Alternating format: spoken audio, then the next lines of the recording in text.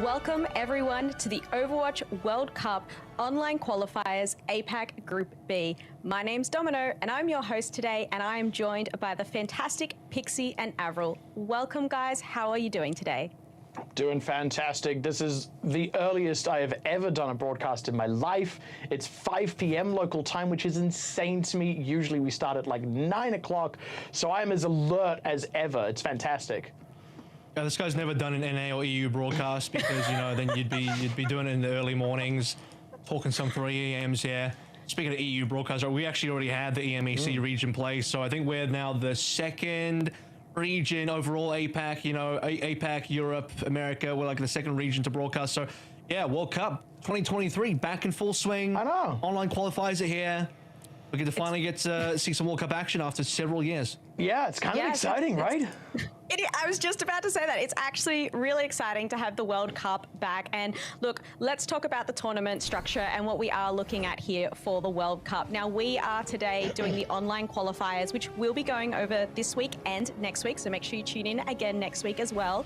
And the top 2 teams from Group B here at APAC will go onto the group stage, where they will verse other teams to all battle it out for those World Cup finals. So this is very exciting to see this starting up now. And obviously, you know, let's take a look at all those teams that are playing for Group B. We have a total of 6 countries that will be representing here at the World Cup for the qualifiers. And look, we've got Australia there. I'm Australian. I'm going to be a little bit biased. They're probably my favorite here. But like, what about you guys? What are you looking from these teams here today? I'm looking towards New Zealand, Australia, you know, honestly, Thailand, India as well. New Zealand, Australia, I would say probably largely the favorites here, especially Australia, given that they are the only team in this group that has a history of more extended World Cup proceedings where they've been to group stages before. You know, they made the top 8 before, they played at BlizzCon before. You have Punk on that team as well, who's an Overwatch League player, current Overwatch League player, and the rest of the roster mainly made up of a high-level contenders team from Contenders Australia as well. So, you know, it's the teams that have the most, I think, notable star power, which New Zealand has a few of those players as well. Kali Hex is a former Overwatch League player. And then India, who is, I think, a bit of a dark horse in this tournament because there's a couple of good NA players in that team, but they will be on high pink. Yeah, it's always going to be a bit of a challenge to get past, right? And I mean, for me, this is kind of taking me back, right? This feels like a bit of a blast from the past. Like I remember covering the Pacific region for, you know, however long, because obviously the APAC Group A is like, that's the heavy hitters, right? That's the regions that people know a lot about. That's where you've got China. That's where you've got South Korea. This is like everyone else. This is the Thailand, Australia, you know, Singapore. I mean, you just saw them on the screen, right? But that's so, it's interesting to kind of be back to that, because we talk about dark horses within this region, but like as a region, it's always been a bit of a dark horse, and every so often you just get absolute standout players. I mean, we all know about Australia making deep runs into the World Cup over and over again. You look back at Thailand bringing players like Apudo and Patapan to the fore. And also, I have a British citizenship. I've got no dog in this race, but I realized that of the 6 countries represented here, there is only one that Britain didn't at some point in history control, and that's Thailand. So I'm going to throw my lot in with them. Fair enough. Look, I have to agree. We have some big heavy hitters, as you have mentioned, like Punk and Color Hex, but I think there's a lot of new players who we may not have seen a lot from, and I am interested to see how they're going to go in these matchups. And look, we might have some really surprising players shine over this weekend, which will be really interesting to see. So let's take a look at what we're going to be first watching today. So coming up on today's schedule, we're going to start with Singapore versus Malaysia, and then we've got New Zealand versus Thailand. So some bit of rivalries going on here, would you say? Singapore, Malaysia for sure. I mean, that's just like a very close logistical regional rivalry. Singapore, Malaysia right next to each other on terms of if you look at the map. New Zealand and Thailand, I've heard some good things about this Thai roster, but also looking across the Thai roster, I'm sure we'll discover them a little bit later on as well. There's a bunch of contenders players. There's Apudo coming back as well. A bunch of the players are from Kraken Esports who actually just won Contenders APAC. So very, very good talent on Thailand. I think there could be a very close race between our top 4 teams in this region, with maybe Singapore, Malaysia lagging a little bit behind, but we'll give them a little bit of space here, especially in that first match, to really prove themselves and see how well they can play today. And obviously we're going to dive into it more later, right? But that New Zealand Thailand, like as you just mentioned, Kevin, that's of particular interest to me, because I think we are all looking at Australia as like a bit of a shoe-in for one of those 2 slots. There is only 2 slots though, and New Zealand and Thailand both feel like they could be have quite a serious run at that. So that's where the scrum is really going to take place. The fact that these 2 teams are getting this one out of the way very early on is going to set one of them a real cut above in terms of their chance to actually make it through to those 2 available slots in the group stages. Yeah, it might be a race for the second place. I think we all think that Australia is probably the likely favorite here. They'll get one of the top 2, and then personally for me, it's New Zealand, Thailand, India. One of those 3 could be taking the second slot. Yeah, well, let's take a closer look at that Singapore team and their starting lineup for today. So as you can see, we have Vital, Vips, Ashkane, Paper, and Cup. Is there any standouts here we want to be paying attention to? I have heard of Vital myself. I've seen them being played in Overwatch contenders here in the Australia region. But yeah, I'll throw it over to you guys to talk more about this team. Yeah, Singapore's had a very interesting journey into the World Cup this year. They've had a bit of a chop and change around the roster. Notably, I think the one big piece of the puzzle that's missing here for me is Soggy, who I think is the best player coming through from Singapore. He's not currently on the team. He just won Contenders Australia on a honeypot, but the Singapore roster has been changed a fair bit over the past few months, and the current Team Singapore roster is having to sort of come through with a bit less time, I think, to gel, and a bit less known talent, and that might impact their results. So they get a bit of I think, an easy introduction today versus Malaysia, which could probably still a very good game. But Singapore, the real test will come when they face the other teams, and that might be a challenge. Yeah, definitely. Let's take a look at that Malaysian lineup starting off here tonight as well. Any thoughts on these players? Yeah, this is, shall we say this is a country that's had to dig a little bit deeper than some of the others in the pool here. If you're a real deep cut enthusiast, there might be some names here that stick out to you. Numenos being one there, but yeah, overall I think you can kind of say on paper you expect Singapore to come and be the better team just out of sheer roster strength. But this is a real test of things, and this is a nice early match for Malaysia, right? Because they're a little bit lesser known. You wouldn't want to have to go right up against a heavy hitter like Australia or even a New Zealand, Thailand, India type team here. This is probably the best option there is in the pool for them to iron out any remaining kinks, if there are any still in this team, just for that very first match. But this is also the kind of roster where we kind of see dark horse, diamond in the rough type players pop out from. I'll speak to Malaysia a little bit here as well. Mostly made up of, I think, 3 players from Fire Society who did play in the most recent Contenders APAC as well for the Summer Series, and they went out, I'd say, fairly quickly, like a 5th, 6th position out of 8 teams, so a little bit left to be desired there, and half the team roughly did make it onto this roster. A lot of unknown factors here as well, kind of similar to Singapore, where you have a few known players and a lot of unknown players. Yeah, this is going to be one of those teams where, with the fact that there are less well-known players on the competitive side, they'll probably struggle more late into the tournament, but both will get a little bit of a softball right up front versus each other instead. Yeah, and as you've mentioned, they're versing each other. I do just want to call out, because I don't think I mentioned it earlier for everyone, that the tournament structure, it is a round robin, so every team will be versing off each other, and it will be the first to 2 of the maps here tonight. So that will be quite interesting. And let's take a look at the map pool, all going over to the map selection. So we will be starting off with Ilios, which is a control map. And Pixie and I were talking about Ilios before we started, and Well is probably one of my most hated maps to play on the game, but that's where we're going to start here this evening. Yeah, I personally don't hate any maps. I'm insane. I actually enjoyed Assault. Bring it back. But yeah, pretty standard loser pick style format, and as you say, first to 2. The second one can actually be picked from either Escort or Hybrid. Excuse me. So the only way we go beyond a 3 here is if we end up going to Hybrid, and then we have a draw, and then we have a split map 3. So as in Group A wins, Team A wins map 1, then we have a tie, and then Team B wins map 2. That's the only way we go all that way deep into that 4th map. I kind of hope we actually get to see a few game falls across this, because that always speaks to a certain level of closeness. I mean, Well, the map 2 choice is going to be really important here because there's 6 maps in the pool that you can possibly choose from. A couple that we haven't had in this year's competitive circuit, whether that's been in Contenders or the Overwatch League. So Circuit Royale, Watchpoint Gibraltar in particular, which has had a change recently on the live patch. And yes, we are playing the live patch today. Yeah, that's going to be an interesting shakeup. Beyond that, though, I mean, there's only 3 maps in the control pool. Typically in competitive circuits, there's 5, so there's a little bit less variety there. That is also going to be, I believe, the tiebreaker map if we go to a map 4. Push has always been fairly... I mean, there's only 3 maps there anyway, and all 3 are reasonably close in terms of what they bring to the table. So it ends up being that map 2, and in my opinion, is the most heavily weighted map of the entire pool, regardless of what choice you choose. Yeah.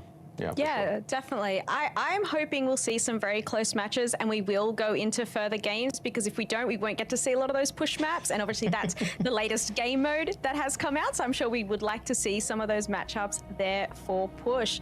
But we will head in to our first map. I believe the teams are almost ready there. Oh, actually, I've just been informed we're going to head off to an ad break and give those teams a little bit more time to set up and get ready. So don't go anywhere. We'll be right back.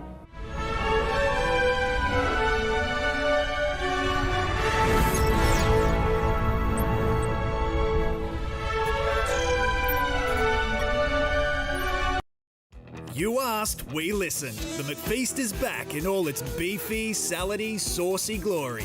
Value means more at Macca's, so grab a McFeast lunch deal now for only $5.95.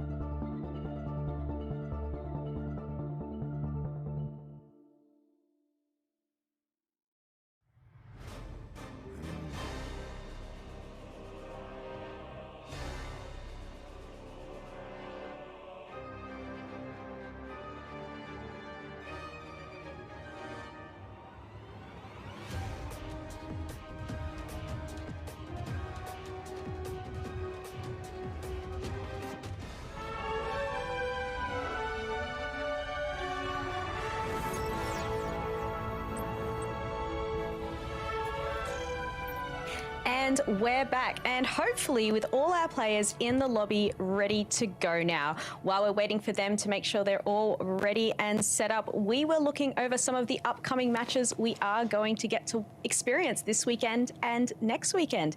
Any specific matches you guys are looking forward to?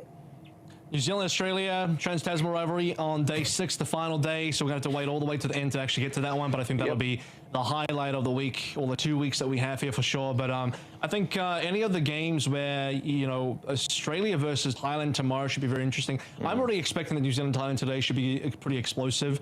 But I think this Thai roster has a lot to prove. And with only 2 available teams to go through, I think your scoreline needs to be pretty good here as well, because there's a possibility that a team does go 5-0, but if they fail that, I think the minimum viable score is probably going to be at least 3 wins to 2 losses with some tiebreakers in there. 4 wins, you'd start to feel really safe, but anything below that, I think if you only manage 2 wins here, you're basically out. So very competitive bracket for sure, especially when I think there's at minimum maybe 4 competitive teams. Yeah, and you're seeing the Thailand roster there. It's the return of the prodigal son, Apudo, and some of you fans may remember Rodtung as well. You know, there's some questions, I guess, around Apudo, whether or not he's still got it, and also shifting over to the support role. He has mostly been known as a DPS player in the past, so it'd be interesting to see what kind of dynamic that brings. But obviously in that support position, what he can bring is a wealth of experience, a potential shot calling, and that can really elevate the rest of your team. That's maybe a bit of a hidden gem in that Thai roster beyond just the player's skill directly. So Thailand in general, sort of to kind of piggyback off the point about Australia, really Thailand versus any team to me is quite interesting because, I mean, they're like the biggest swing factor team here. I feel like they could absolutely bottom out during this tournament and go nowhere at all, or they could absolutely soar up, take that 2nd spot, even tickle Australia for a win. Who knows? Yeah, I mean, Thailand is mostly comprised of Team Kraken members, Kraken Esports, and again, they won the most recent contenders season in Summer Series in APAC, so I mean, there's a lot of talent there. High Vision is super strong. I mean, one of the best players that didn't end up on this roster is Yoshinori Toucan. That's because he's underage, so they actually missed out on like kind of the current top player in Thailand just on age alone, but the rest of the players, especially, you know, Apudo can swap between both DPS and support. We've seen that. He'll probably only play the support this time around, but Ace and High Vision are very good. Yeah, switching over to New Zealand, if we take a look at their roster, they have some obviously very key players here. I'm sure many people have heard of Color Hex, used to play in the Overwatch League, probably one of our biggest imports over there. Quite a lineup here as well. You've got Pa, JCap, Finn, and August, who have all been playing in contenders. These are some really strong contenders here from the New Zealand team as well. I'll start on this roster by saying that JCap is coming in as definitely the best tank in New Zealand at the moment. I think this was a guarantee on this roster next to Color Hex, but Color Hex, importantly, is doing a little bit of a role swap here. And what I mean by that is he won the most recent contender season on Honeypot and Contenders Australia on support. So he actually role swapped from DPS and then at one point to tank to play in the, I believe, Summer Series last year, which was or B-sides last year maybe, and that was a complete Jungle Queen meta. And then most recently this year he rolls up to support, and now he's going to go back to DPS just for the World Cup. He'll likely still be on support for the upcoming APAC East Owl Open, so he'll be sort of jumping back and forth between support and DPS depending on which event he plays in. I think that might impact his performance and practice level a little bit. Pa didn't play in the most recent contender season, so there's some question marks there, but did look pretty reasonable in the past seasons. And August is currently top 2 as well in Contenders Australia, so he's on form. I feel like Color Hex just needed to show that he could play all the roles, because we've always seen him as a DPS player. I feel like he needed to come out and be like, no, I can do them all. Just watch. He's won contenders on all 3 now officially, so he's done that.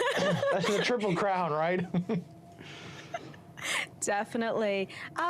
So while we're still just waiting for everyone to get all cozied on up in that lobby and ready, are there any other teams or any other players we would like to talk about for these Group B stage? Pummy, Iron Man, and Akash from India, I think, are the notable players on that team. I think a lot of the NA fans will sort of be able to recognize, especially Pummy from Trick Room, who did really well in the Pro-Am earlier this year. So, you know, that is going to be an interesting look, and that's why I think India could be a potential dark horse, but this team is most likely going to end up playing on ping, so there's some question marks there. And it looks like we are getting ready to go into the map now as we head on over to beautiful Ilios in Greece. I'm going to leave you guys with Avril and Pixie, who will take you through this match. Go with it, boys. It's good to be back as well. It's scenic. It's frankly gorgeous. If this were a real holiday destination, I wouldn't be able to afford it. That's true. Yeah. You just need to work 21 hours instead of 20 hours. I need to work 21, It would help you a lot. Really would Begin the just journey elevate. Yeah, my of being bootstraps able to aren't long afford it. enough as it currently stands. I also wasn't sure when you said it's good to be back. I don't know, you mean in general, back on Ilios? I meant back out of Back jail. on Lighthouse. Back in civilian society. Yeah. Yeah. That's right, because you're not in that jail I'm cell not in anymore. I'm That's no true. longer, yeah. That's actually completely true. All right, let's roll straight out. Let's roll straight out onto the game. And going to be seeing a, I think, very standard Lucian Moraju Ramatra coming through from Singapore. Slightly less standard Jungle Queen composition. Does have the Cassidy in play. That's going to be interesting. Cassidy is a little bit different on this particular patch. Well, he's a little Straight bit away. yeah. It's going to make the difference. I was going to say a little bit dead on this patch, getting walled in on the point there and just not able to slip his way back to safety in the same way that Numenaz was. That gives Singapore a bit of an early advantage on the point. We'll see if Malaysia makes any sort of changes here. I think the Reaper's a little bit more congruent with where the current meta is. The Sombra is going to give you a little bit of that extra dive factor as well. Yeah, Jungle Queen did get nerfed from this patch, so maybe a little bit more difficult to play. You have to imagine that Singapore should do well with the Ramatra, but Ash Kane in a little bit of trouble early on. Yeah, really feeling the heat from that Reaper. Had to back out of the point. They're still able to follow it up. J003 getting around the side to collect that tank kill, and now Singapore a little bit headless, getting the kill return on the Reaper. Does keep them in the fight, but with the point belonging to Malaysia and the extra kills coming through, that's going to nicely even out percentages for them and let them pull ahead, actually.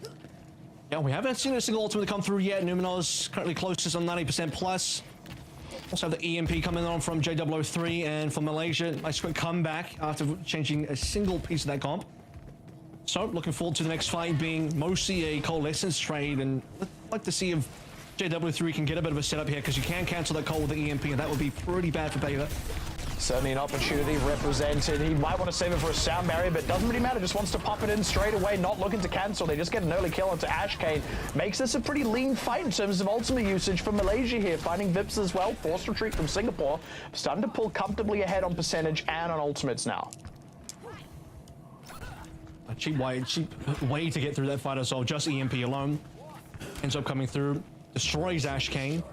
No response from Singapore. Way too quick on that kill into Ash Kane, so not really much that Singapore could do. Malaysia now running very far ahead, 60 to 16%. Still plenty to play through here as well. Double support ultimates online for both teams. It's going to be Ash Kane went for the annihilation. Oh, Cup going down early. That means no sound barrier for Singapore. Malaysia have that advantage and they lean on it. They haven't actually collected any other kills just yet. Vip's getting low, but able to pop the blizzard and go cold about it. Fantasy down and GamePro, dude. That's a 2-for-1 trade for Singapore. And that's an important point to capture now. Rounding the bend of 85%. Singapore looking to clear off the last few members here. Numenaz looking to go down. Gemini either going to get out or die. And it's going to be the latter. 90% to Malaysia, but Singapore back in control. A little bit of extra staggering in there. J003 looking for a little bit more extra charge. Malaysia will get up towards 90. So anything within 90 after what, there's like 3 fights now, 2 fight wins realistically, 2 fight losses for Malaysia. Looking like pretty decent distance. Singapore did have to really spend for this, and for Malaysia, you can cycle straight back into EMP here. Cup is the only factor to consider, the only thing that can really hold up. And the EMP does come through. Yeah, gonna have to time that right with that sound barrier. It's actually going to be GamePro going in first. That's already a quick pickup. 2 members of Singapore eating the dust there. The sound barrier not enough to rescue them. Death Blossom out from Vital, not pulling enough weight, unfortunately. And it's going to be Malaysia getting the point back under their control. 90% already. Singapore, they might try and stall this one out, but they're not going to get a proper fight in. Well, they can get a couple members on there because it is only 10% away. If Singapore move quickly, they can just... Vital? Ash Kane got hacked, though. That could be a bit of a problem, and isn't currently able to roll on top of the point. Yeah, Vital barely got the touch on there with the Wraith form and immediately pays for it with his life. The rest of Singapore trying to muster up the manpower to get to the point, but Ash Kane already low as he gets on. Hacked again, going to go down. Vips is there with him with Paper at his back, but Paper looking to get cut off behind him with these DPSs getting deep onto the support line. Cup under a similar amount of pressure. It's going to be Vips down. Now Cup dusted off and Paper soon to follow. And that'll be Malaysia picking up the first point of control. And you see the EMP differences that are coming through. I think both EMP fights were huge for Malaysia, especially the final one there. Already had 90% EMP on point. 2 died before the sound barrier came on through. So for Gemini, unfortunately, not going to be quick enough to be able to save too many people there. To be fair, the damage output from Malaysia was intense enough that double DPSs went down.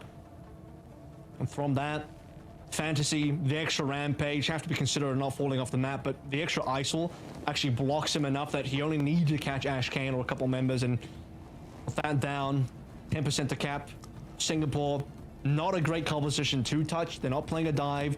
Swapping over to the ball, instantly hacked. Vital dying as soon as Wraithform was over for the touch. That'll be a difficult round. Good start for Singapore in terms of opening neutral, but they couldn't hold on afterwards.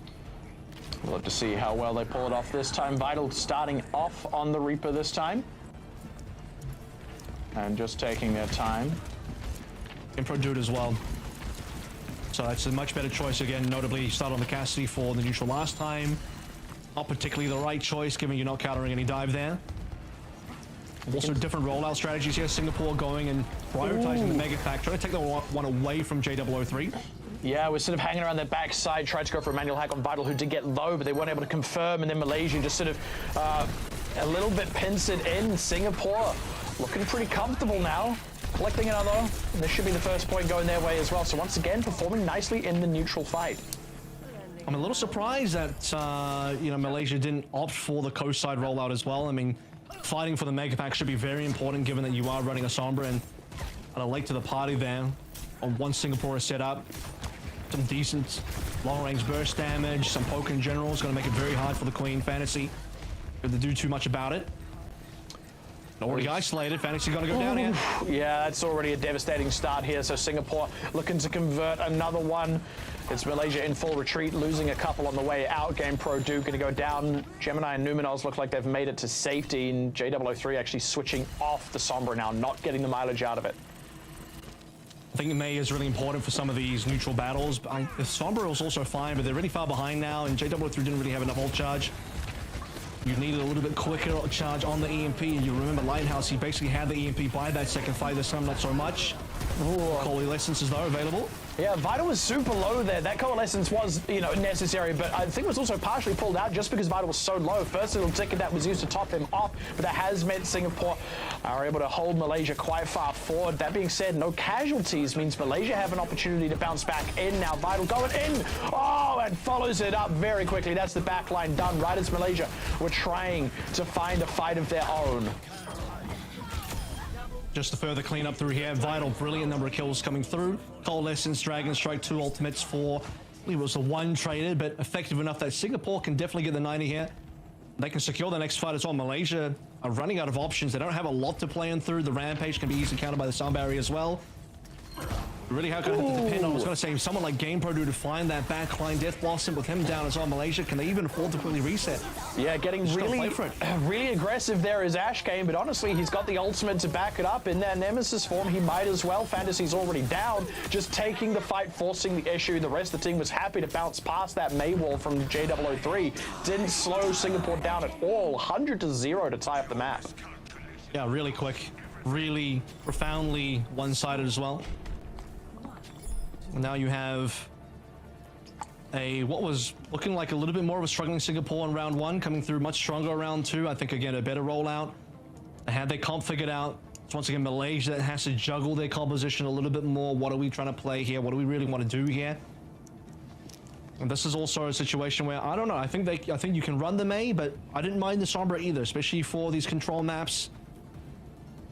They're going to go back over towards the May. They're really interested in fighting for that early May wall battle. You actually see and thinking a lot of now live patch comps. If you're running the Lucio Mora, you even just forego the May in general for something like a Sojourn, a little bit more active on the map.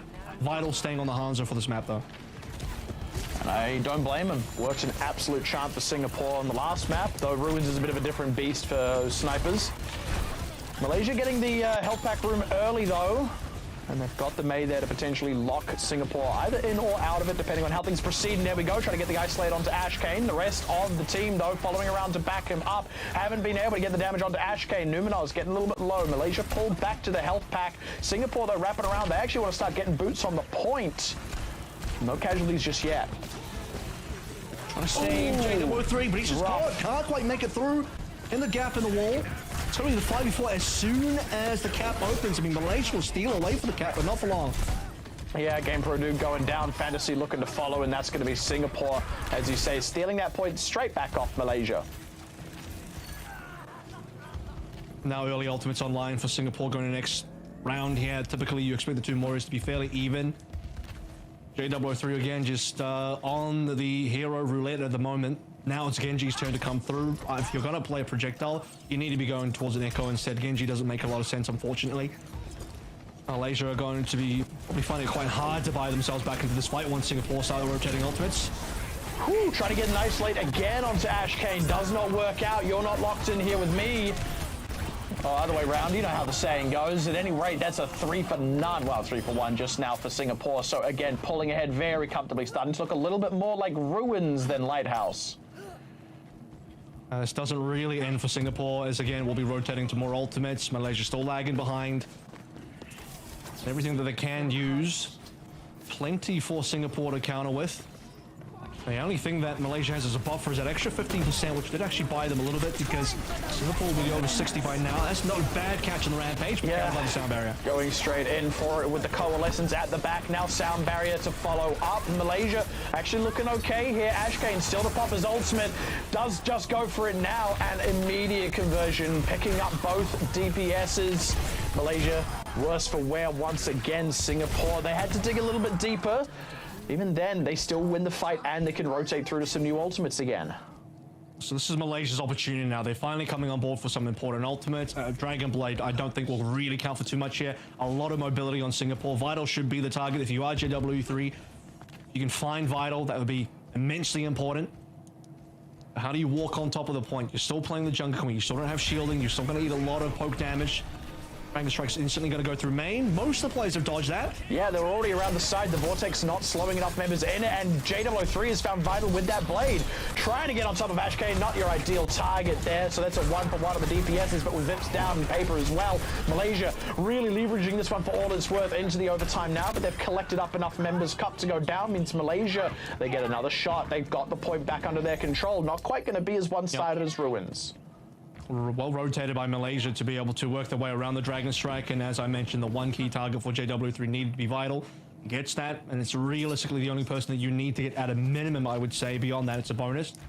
The rest of Malaysia will be able to clean up and, importantly, not having to use the Death Blossom as well, so they'll need that to be able to try and snowball this one further forward. And again, because they had that opening 15%, at least a little bit more to work through. Vortex and wall down first. We've got the Coalescence running paper, really in trouble. Cup ends up being the first to go down as Malaysia. Nice conversion off the Death Blossom, softened the members up, forced them to scatter out, and they weren't in line of sight of their healers. Paper so low there. Malaysia keeping control of the point for now. Rotating into Rampage and Coalescence, starting to look a little bit better for Malaysia. This could get more competitive. Given that the Rampage hits nicely, there's still a lack of a sound barrier in Singapore. They've unfortunately been cleaned up efficiently enough in the last couple of fights that they haven't been able to build up too much. If they could just get past this Rampage, Fantasy could overcommit on this as well. All right, walling out by the wall. Yeah, no, first little bit of that Coalescence. The Rampage, though, still able to connect through. Game Pro Dude down, though. Ash Kane starting to pop in with the ultimate. Vital there at his back as well. Some quick follow-ups. A little bit even on percentage, but Malaysia not even in terms of members. Few more getting dusted off at the end by the Ramatra, and that's going to be Singapore back in control. 99% Malaysia will try and stagger onto the point, but Singapore playing gatekeeper. It doesn't look like Malaysia are going to get boots on it, so Singapore walk away with Ilios. I mean, what a well-placed wall by Veps, just blocking off the majority of Malaysia from walking on in. I thought maybe Fantasy had his ultimate blocked as well, but he ended up going further forward, but that ends up being the overcommitment right as well, because we know for the Rampage, you could go a little bit too deep. Hits, I think, a couple of members, 3 members possibly on that Rampage. One of them is a tank.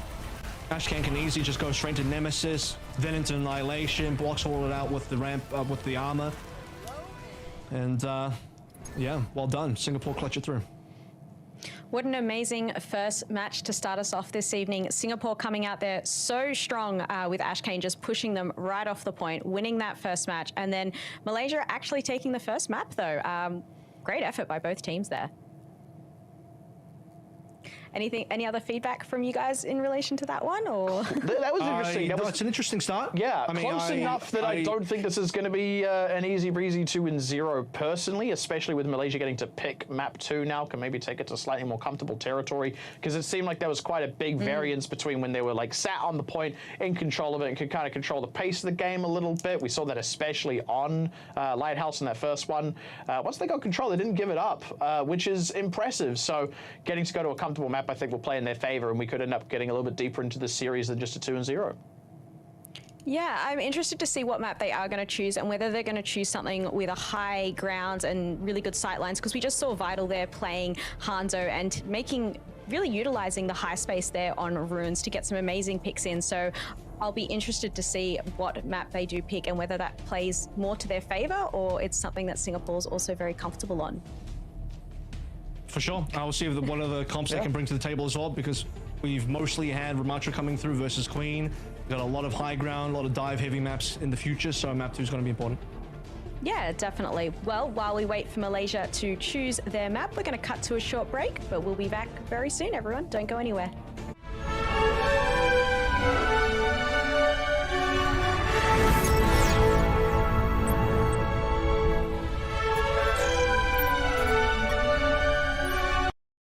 You asked, we listened. The McFeast is back in all its beefy, salady, saucy glory.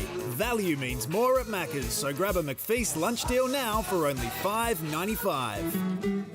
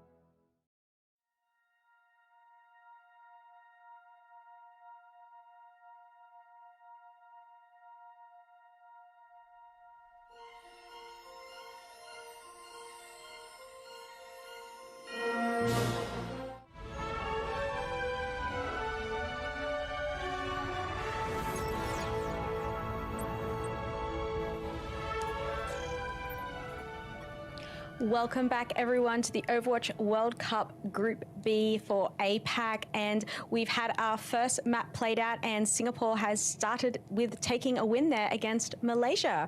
How do we think that those first couple of games went, guys? Had a couple of quick ones in there. 100-0 on, I think it was the Lighthouse map. Ruins. And Ruins, sorry. Yeah, Lighthouse a little bit more back and forth. The Ruins really one-sided. But beyond that, I mean, I think once we got to see Malaysia a little bit more, I'm a little bit uncomfortable with the fact that they are chopping and changing the comp quite a decent amount. Not a fan of the Genji in this particular patch.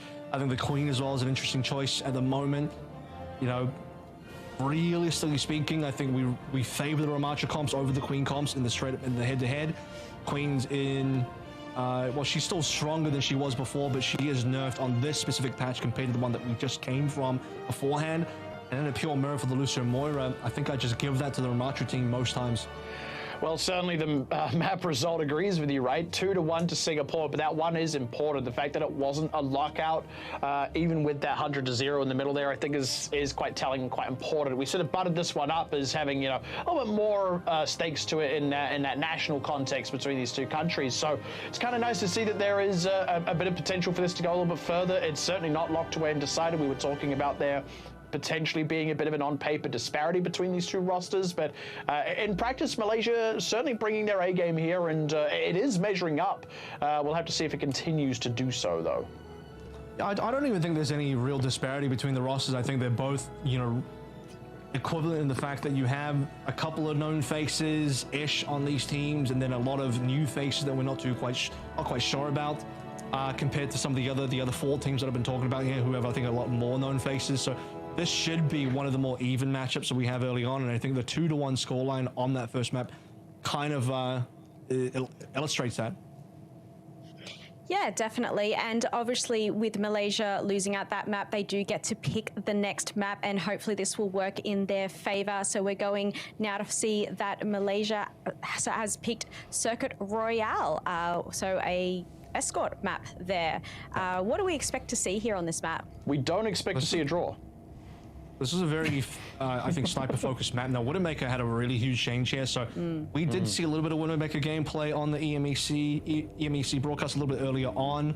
Hanzo will still obviously be quite good here. I am curious to see if Widowmaker is going to be a choice of the teams, given that there is a little bit shorter range. It'll force her into a little bit closer combat. Yeah, this will be an interesting test for our hit scan players. I still think, given the map design and the geometry, it still should be very poke favored, and we'll see what happens on the tank side as well. I don't know if we'll really get to see Sigma come back, but likely some more Ramattra gameplay at the minimum.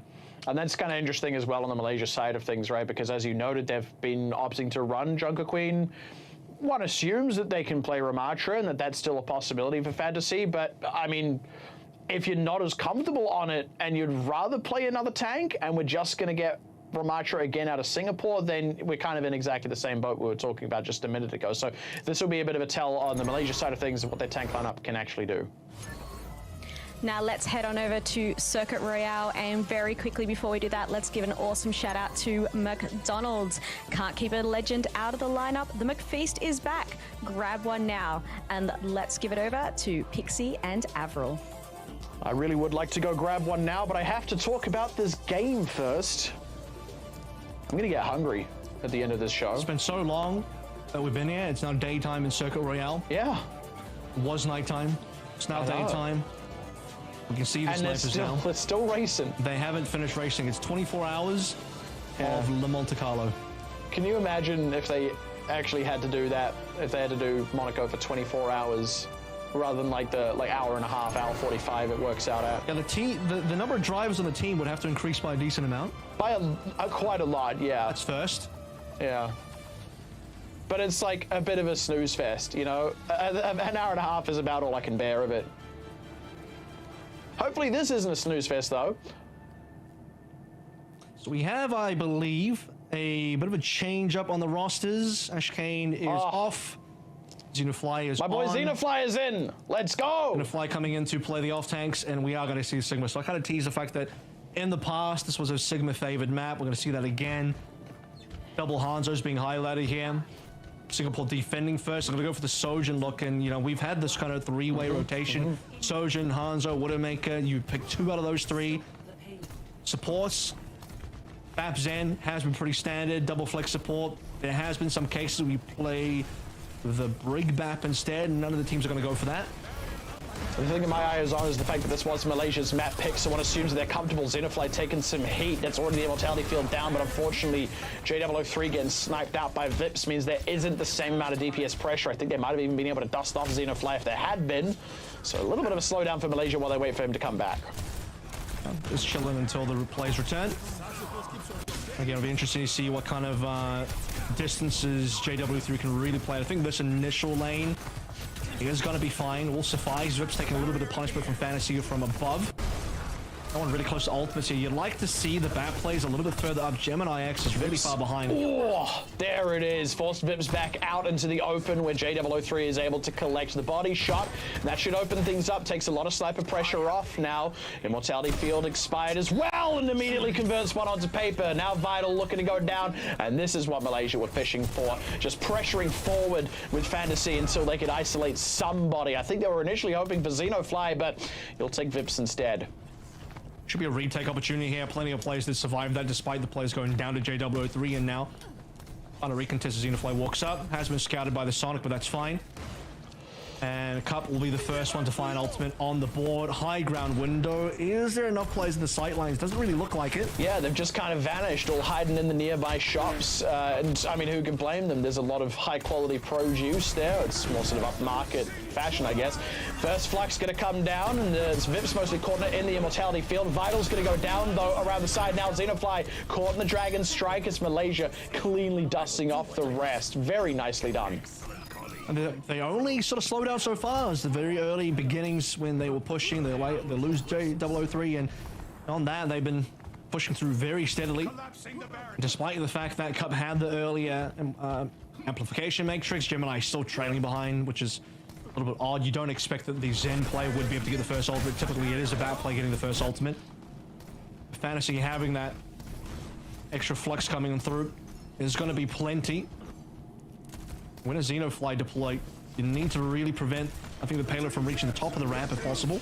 Goes for it now. Gemini's actually just popped the window down. That didn't really catch a whole lot of Malaysia. I think he lost the ultimate.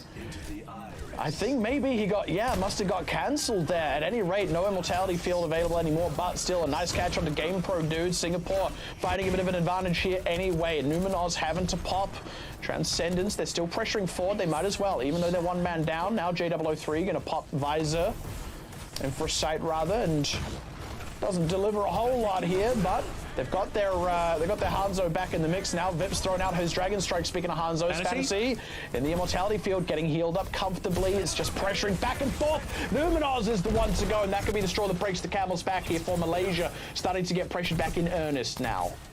They're going to choose to back out of that one. So now we're going to see the Flux versus and Matrix exchange in the next fight. Cup might use this one early, and that will be a precedent for NSC to pull the trigger as well.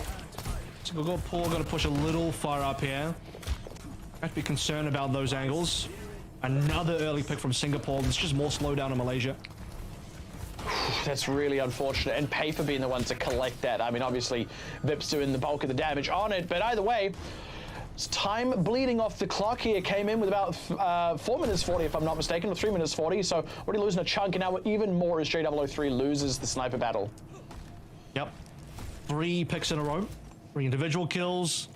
Each one will cost you 10 seconds. Malaysia losing opportunity to build ground here as the payload slowly slips backwards. More ultimates about to come online for Singapore as well, so Malaysia... opportunity closes. That's 4 picks in a row. Vital really feeling himself, and I mean, they're just going to go for it anyway. They don't want to lose the window too much. Going to be Immortality Field down to rescue Xenofly as he lands in. Took them a minute to get rid of it, though, and Vital is on a tear. Now that's 3 in a row over the course of this fight. That's a bit of a shame. Fantasy's Flux not really coming so much. They find a kill off Vital. Trying to stay in, trying to scrap it out a little bit. J003 is going to come back on a Tracer to re-enter the fight as quickly as possible. GamePro dude with that Dragon Strike may still try to look for something while Vital's still not here. Coming back on his own Tracer. Tracer will be vital. Cup holding on to the window. Gemini's got one of his own. Who's going to deploy first? JW3 goes down. Xenofly's been getting pressured back, but hasn't gone down. Vips finally picked. It's such a messy back and forth, but it's just burning time for Malaysia, and now they finally lose the protracted engagement. Xenofly doesn't manage to connect on the ultimate, but they'll win the fight regardless. Cup will be able to use the M Matrix perfectly, and I think the last couple of kills, Vital doing so much on Widowmaker here. The Widowmakers are gone for now. JW3 has an opportunity to go back over towards the Widow if he would like to. Now fairly committed on the Tracers. A little hard for the Tracer on the attack. You know, you don't really favor the Tracer on the attack here at all. Yeah. At least on the defense, you can sort of just wait for Singapore to strike, play for the flank afterwards. Less than 1 minute to go now. What was a really quick attack on A is now a major slowdown on B. Pretty even Stevens coming into this fight, though. Fantasy will have a flux well before Xenofly, assuming he doesn't go down. We'll have to see if they leverage that. It's been Dragon Strikes now either way. Numinoz feeling a bit of heat from that one. Fantasy low as well in that Immortality field. Gonna have to get themselves topped off. Cup still holding on to his Immortality field for the time being. Has to deploy it now. It's going to be Transcendence from Numinoz. Trying to push forward, trying to find enough damage to get Fantasy's flux online, and here it is. Can they get something done with it? They are running out of time. 25 seconds on the clock. Pulse bomb for JW3, but a little bit worse for Ware. Needs to be careful about how he deploys it. Vital trying to get up on the back line. They're able to find Game Pro Dude. That Transcendence not delivering much. That Flux not delivering much either. Xenofly about to have his up. It's Numinos for Vital. Pulse bomb! Oh, it only gets the Immortality field. Nice deployment from Cup, but they will still find Vips. Traded for JW3. Gemini low, but not down. Has a window available. It's a real scrap now on this card. Malaysia barely in control of it. They dust off paper, and that could pressure Singapore just enough. If they can find one more, if they can find JW3 or Cup, that will seal this point for Malaysia in the overtime. Xenofly's about to have ultimate though, and they have the player advantage coming, or not quite, but they have at least respawn advantage coming on through. That's already one down for Malaysia. That's not a great start. The Flux not coming to much, but Xenofly is down. No Immortality fields. It's all cards on the table. Cup and Vip's going to be dusted off as JW3 comes into his zone of the Tracer pick. Only a minute and a half left on the clock, but Malaysia will secure B. And Xenofly just can't catch a break here, can't land an ultimate. Fantasy rocking him almost every single time. And Malaysia, the forward momentum coming in through. Singapore, they just needed to hold out. They had the respawn advantage. They had ultimates coming online, but they need to be able to execute on all of those. We're going to get towards C. Malaysia, after spending all of their time on B, the extra time they found on A, entirely the 2 minutes 30 bonus they got on B, struggling to make their way uphill. And it ends up being, I think, the lack of the Widowmakers coming through that was hurting Singapore. Vital having to swap with Chris to come back in. Losing the long-range pick potential. Oh, huge pick, Numinos. Oh, no Transcendence, and the whole thing unravels for Malaysia. That's so unfortunate. They were coming in with a potential massive advantage there. Transcendence, set up a Flux. All Singapore really had to work with at the top of that was Vital's Pulse Bomb. They didn't even need Dan in the end. What a massive find. Well, I think any kill would have been fine there. Getting the backline is always important. Transcendence would have been used defensively in that fight, so I don't think an offensive tool, but any player down at that stage is bad for Malaysia, as they're currently just looking for maximum distance. Likelihood of finishing this map is reaching 0 very quickly, as we're about to reach 0 on the timer as well. OT about to tick on through, and Halo's still not up to the last lane yet. 3 caught in the Flux, decent stuff, and he's going to collect 2 immediately off the back of it. That Dragon Strike nowhere near enough. The Pulse Bomb taking out the Immortality field meant all 3 caught in that Flux suddenly landed back down, expecting to be immune, and they weren't. Malaysia back in control, but back in overtime too. Yeah, this is where the Transcendence will really count for Malaysia. Final fight coming on through for the cap itself. Transcendence to keep everyone up. Dragon Strike into spawn, Gemini onto the backline, who actually dies. Oh my goodness, where was the lamp there? And Numinos goes down as well. Doesn't even self-transcendence to rescue himself. I don't think he quite registered that Gemini had gone down already. There was no healing to bail him out of that Tracer on the backline. Well, 385 is going to be as far as it gets for Malaysia. Not quite a cap. What a whiff. 2 players going down. I mean, it's possible that Gemini didn't have the lamp cooldown available to go, so might give him a pass on that one, but my goodness, didn't use Transcendence as you start dying. That is a huge mistake. Yeah. Now, possibly Malaysia still lose 4v5, but man, Malaysia didn't even give themselves the opportunity to come back on that final fight. They had some good inroads. I mean, they struggled on B. Again, lost all their time on B, still capped it out in a clutch. Still got some reasonable distance on C. I mean, that was a really clean fight from Fantasy a little bit earlier on. Flux onto 3, collects onto 2 kills. Halo finally rounds the bend onto the final straight, and they get pretty much to the end, but just no final fight. And by the way, we say no margin for error here with this first to two format because Malaysia didn't cap. If Singapore end this map, that's it. They've got the win secured. That's a really dangerous situation for Malaysia to be in on the defense now. They live and die by their own sword. What's more dangerous is I think now that you get to start with Vital on the Widowmaker, who had a real whale of a time, I think, on that defense, especially on B. It's going to get a little bit more difficult for Malaysia. Okay, we're not really looking forward towards too much Widowmaker gameplay on C, but A and B is going to be Widow dominated. JW3 didn't really have much to say in that conversation last time around. You could argue that maybe the offensive Widowmaker is going to be in a more difficult position, and probably that's going to be the case. Vital wasn't just a Widowmaker battle. He was taking down everybody. Paper bailing out of the Life Weaver. Just hovering it, threatening it. But it's going to be Kiriko. Kiriko's an interesting choice. This is not normal. You like the Discord, you like the long range damage, you're a little bit more front loader on maybe right clicks connecting on the head, but it's just not consistent at all. So I think the Kiriko will ultimately most likely be the wrong choice here in terms of raw value over what the Zen can bring. Really, this is going to come down to who gets that opening sniper pick. Fantasy feeling some heat, but comfortably tucked off as Xenofly is really trying to make the space, and Malaysia backing up quite a lot. Ooh, Cup gets low. Will survive. As the Xenofly. Oh, Vips gets the first pick. That's big for Singapore, who had already got a lot of, not free push, but certainly not stalled up as much as you might expect to in that early bridge. But Vips now down in the trade. Vital low, Xenofly low. Gonna have to back away a little bit from that cart. No more Immortality Field. Vital does get picked by JW3. Xenofly in trouble, will get dropped, and might look to collect a couple more here. Cup gonna go down. Paper has been able to get out, but that is the stoppage that Malaysia were looking for. A good recovery. Lost a player early, still managed to outfrag at the end of the day. The front line held strong. Fantasy never gave up ground. Way ahead of his competition. I think Fantasy is completely gapped Xenofly in this matchup on either attacking side. Gigantic. I mean, you don't expect that the Flux is going to be the first ultimate. Again, I always look towards the bat players here. Yeah. It's got to be neither of them so far. Really feeling it right now. We'll have to see how well they deploy it straight onto the back line. Paper not delivering a whole lot there. Immortality Field down, but that means it's not being used on Xenofly, who's still having to take the forward brunt of all this pressure. Suzu and Lamp. Yeah, it's a lot. Suzu was so early as well. And Xenofly's down. There it is. So quick, the conversion of damage, but quick trade. Whoa! All right, Vital just turns it back on a dime like that. JW3 afraid to peek and knows that he's got infrastructure on him. Fantasy going down as well, and Singapore just tear forward. I mean, when it comes down to the battle of the windows being dropped, Singapore got a lot more out of Cup's amplification matrix than what Gemini had in store. That's despite the early Flux from Fantasy as well. In fact, you might even say it came through too early. Typically, even if you do get first Flux, I would like to see teams hold it to potentially counter out the amplification matrices being traded in there. I mean, Xenofly didn't even have a Flux, so that would have been purely in Malaysia's favor. Just continuing the forward push. Malaysia, once again, just looking for some stoppage. Remember how long it took them to cap B, ended up getting it in the overtime, and this was around about where they got stalled up. So now, what can they accomplish? They pick Paper. The Dragon Strike coming across does split the team a little bit, but doesn't find enough damage and to create any casualties.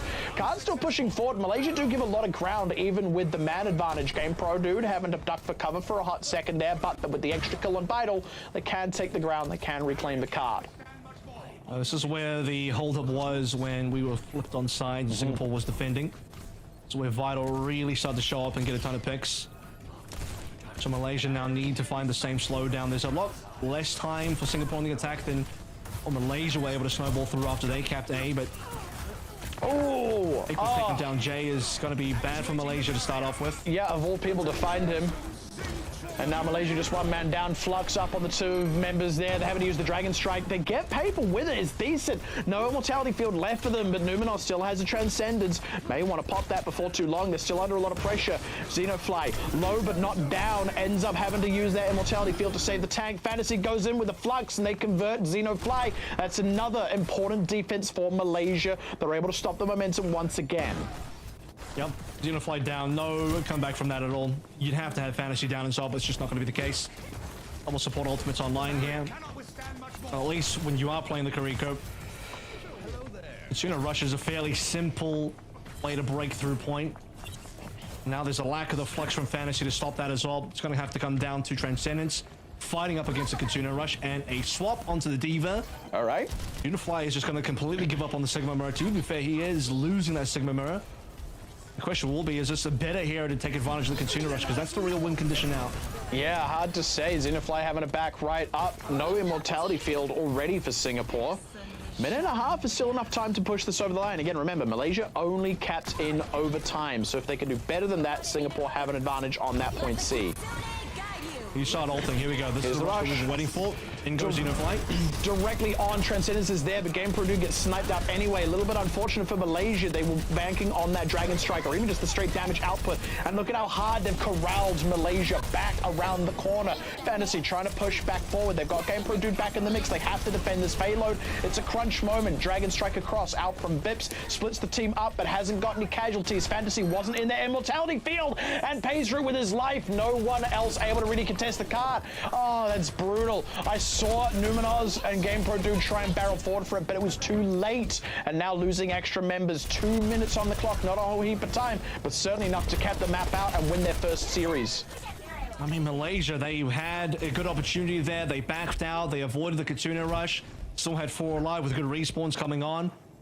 Losing Fantasy very quickly afterwards as they change their comp wholesale. They keep the Hanzo, but everything else is going to go over towards a Winston and a dive for our final point. So what they're going to lock themselves on.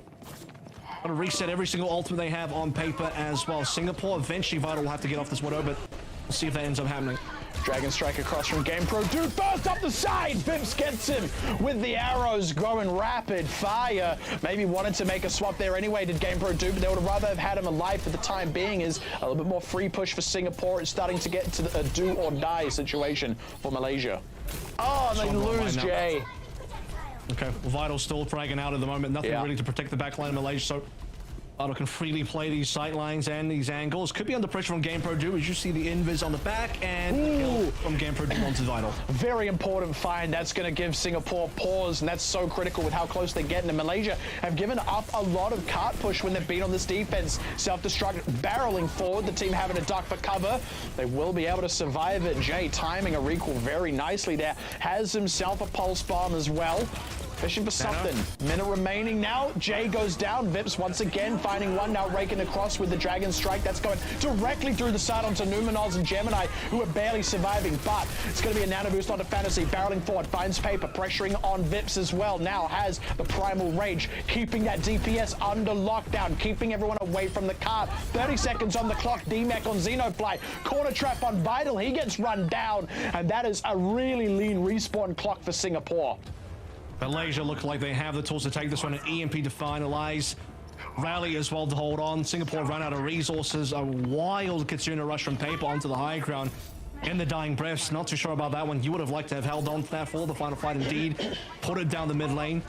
Coming back on a Zen now of all heroes. You're playing a dive comp. This is such a weird position for Singapore to be in. Their comp is all over the place. And they've only got 4 seconds left. Game Pro dude has been spotted, but that does not matter. Going to go straight on top of the team with this EMP here, waiting for his opportunity. Cloaking to get past Vips. Straight on top, deployed very nicely. Immortality Field dusted, cup and paper done for Malaysia. Ironclad on this defense. Rock solid, perfect deployment there from Game Pro dude, and a brilliant follow-up as well. You've really got to credit them where it's due. That was a sudden death defense for Malaysia, and they're going to clear it through. We are going to tie ourselves up. What a map. Malaysia coming back strong. Had the early lead on the attack, but have been important slowed down, but they push all the way through C.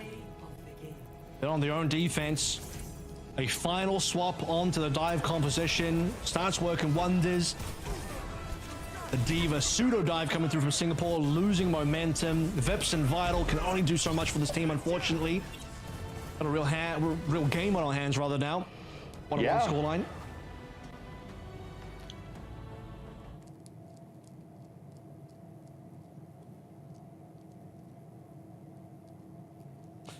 All right.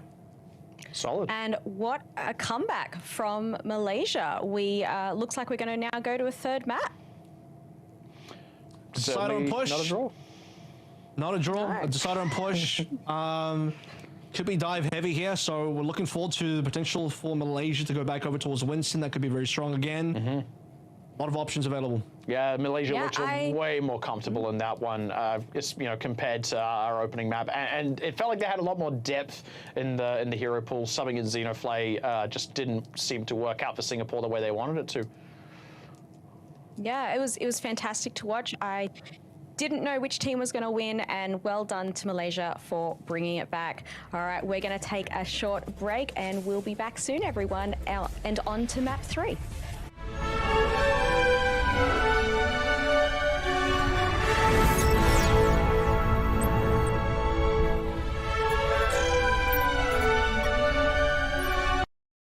You asked, we listened. The McFeast is back in all its beefy, salady, saucy glory. Value means more at Macca's, so grab a McFeast lunch deal now for only $5.95.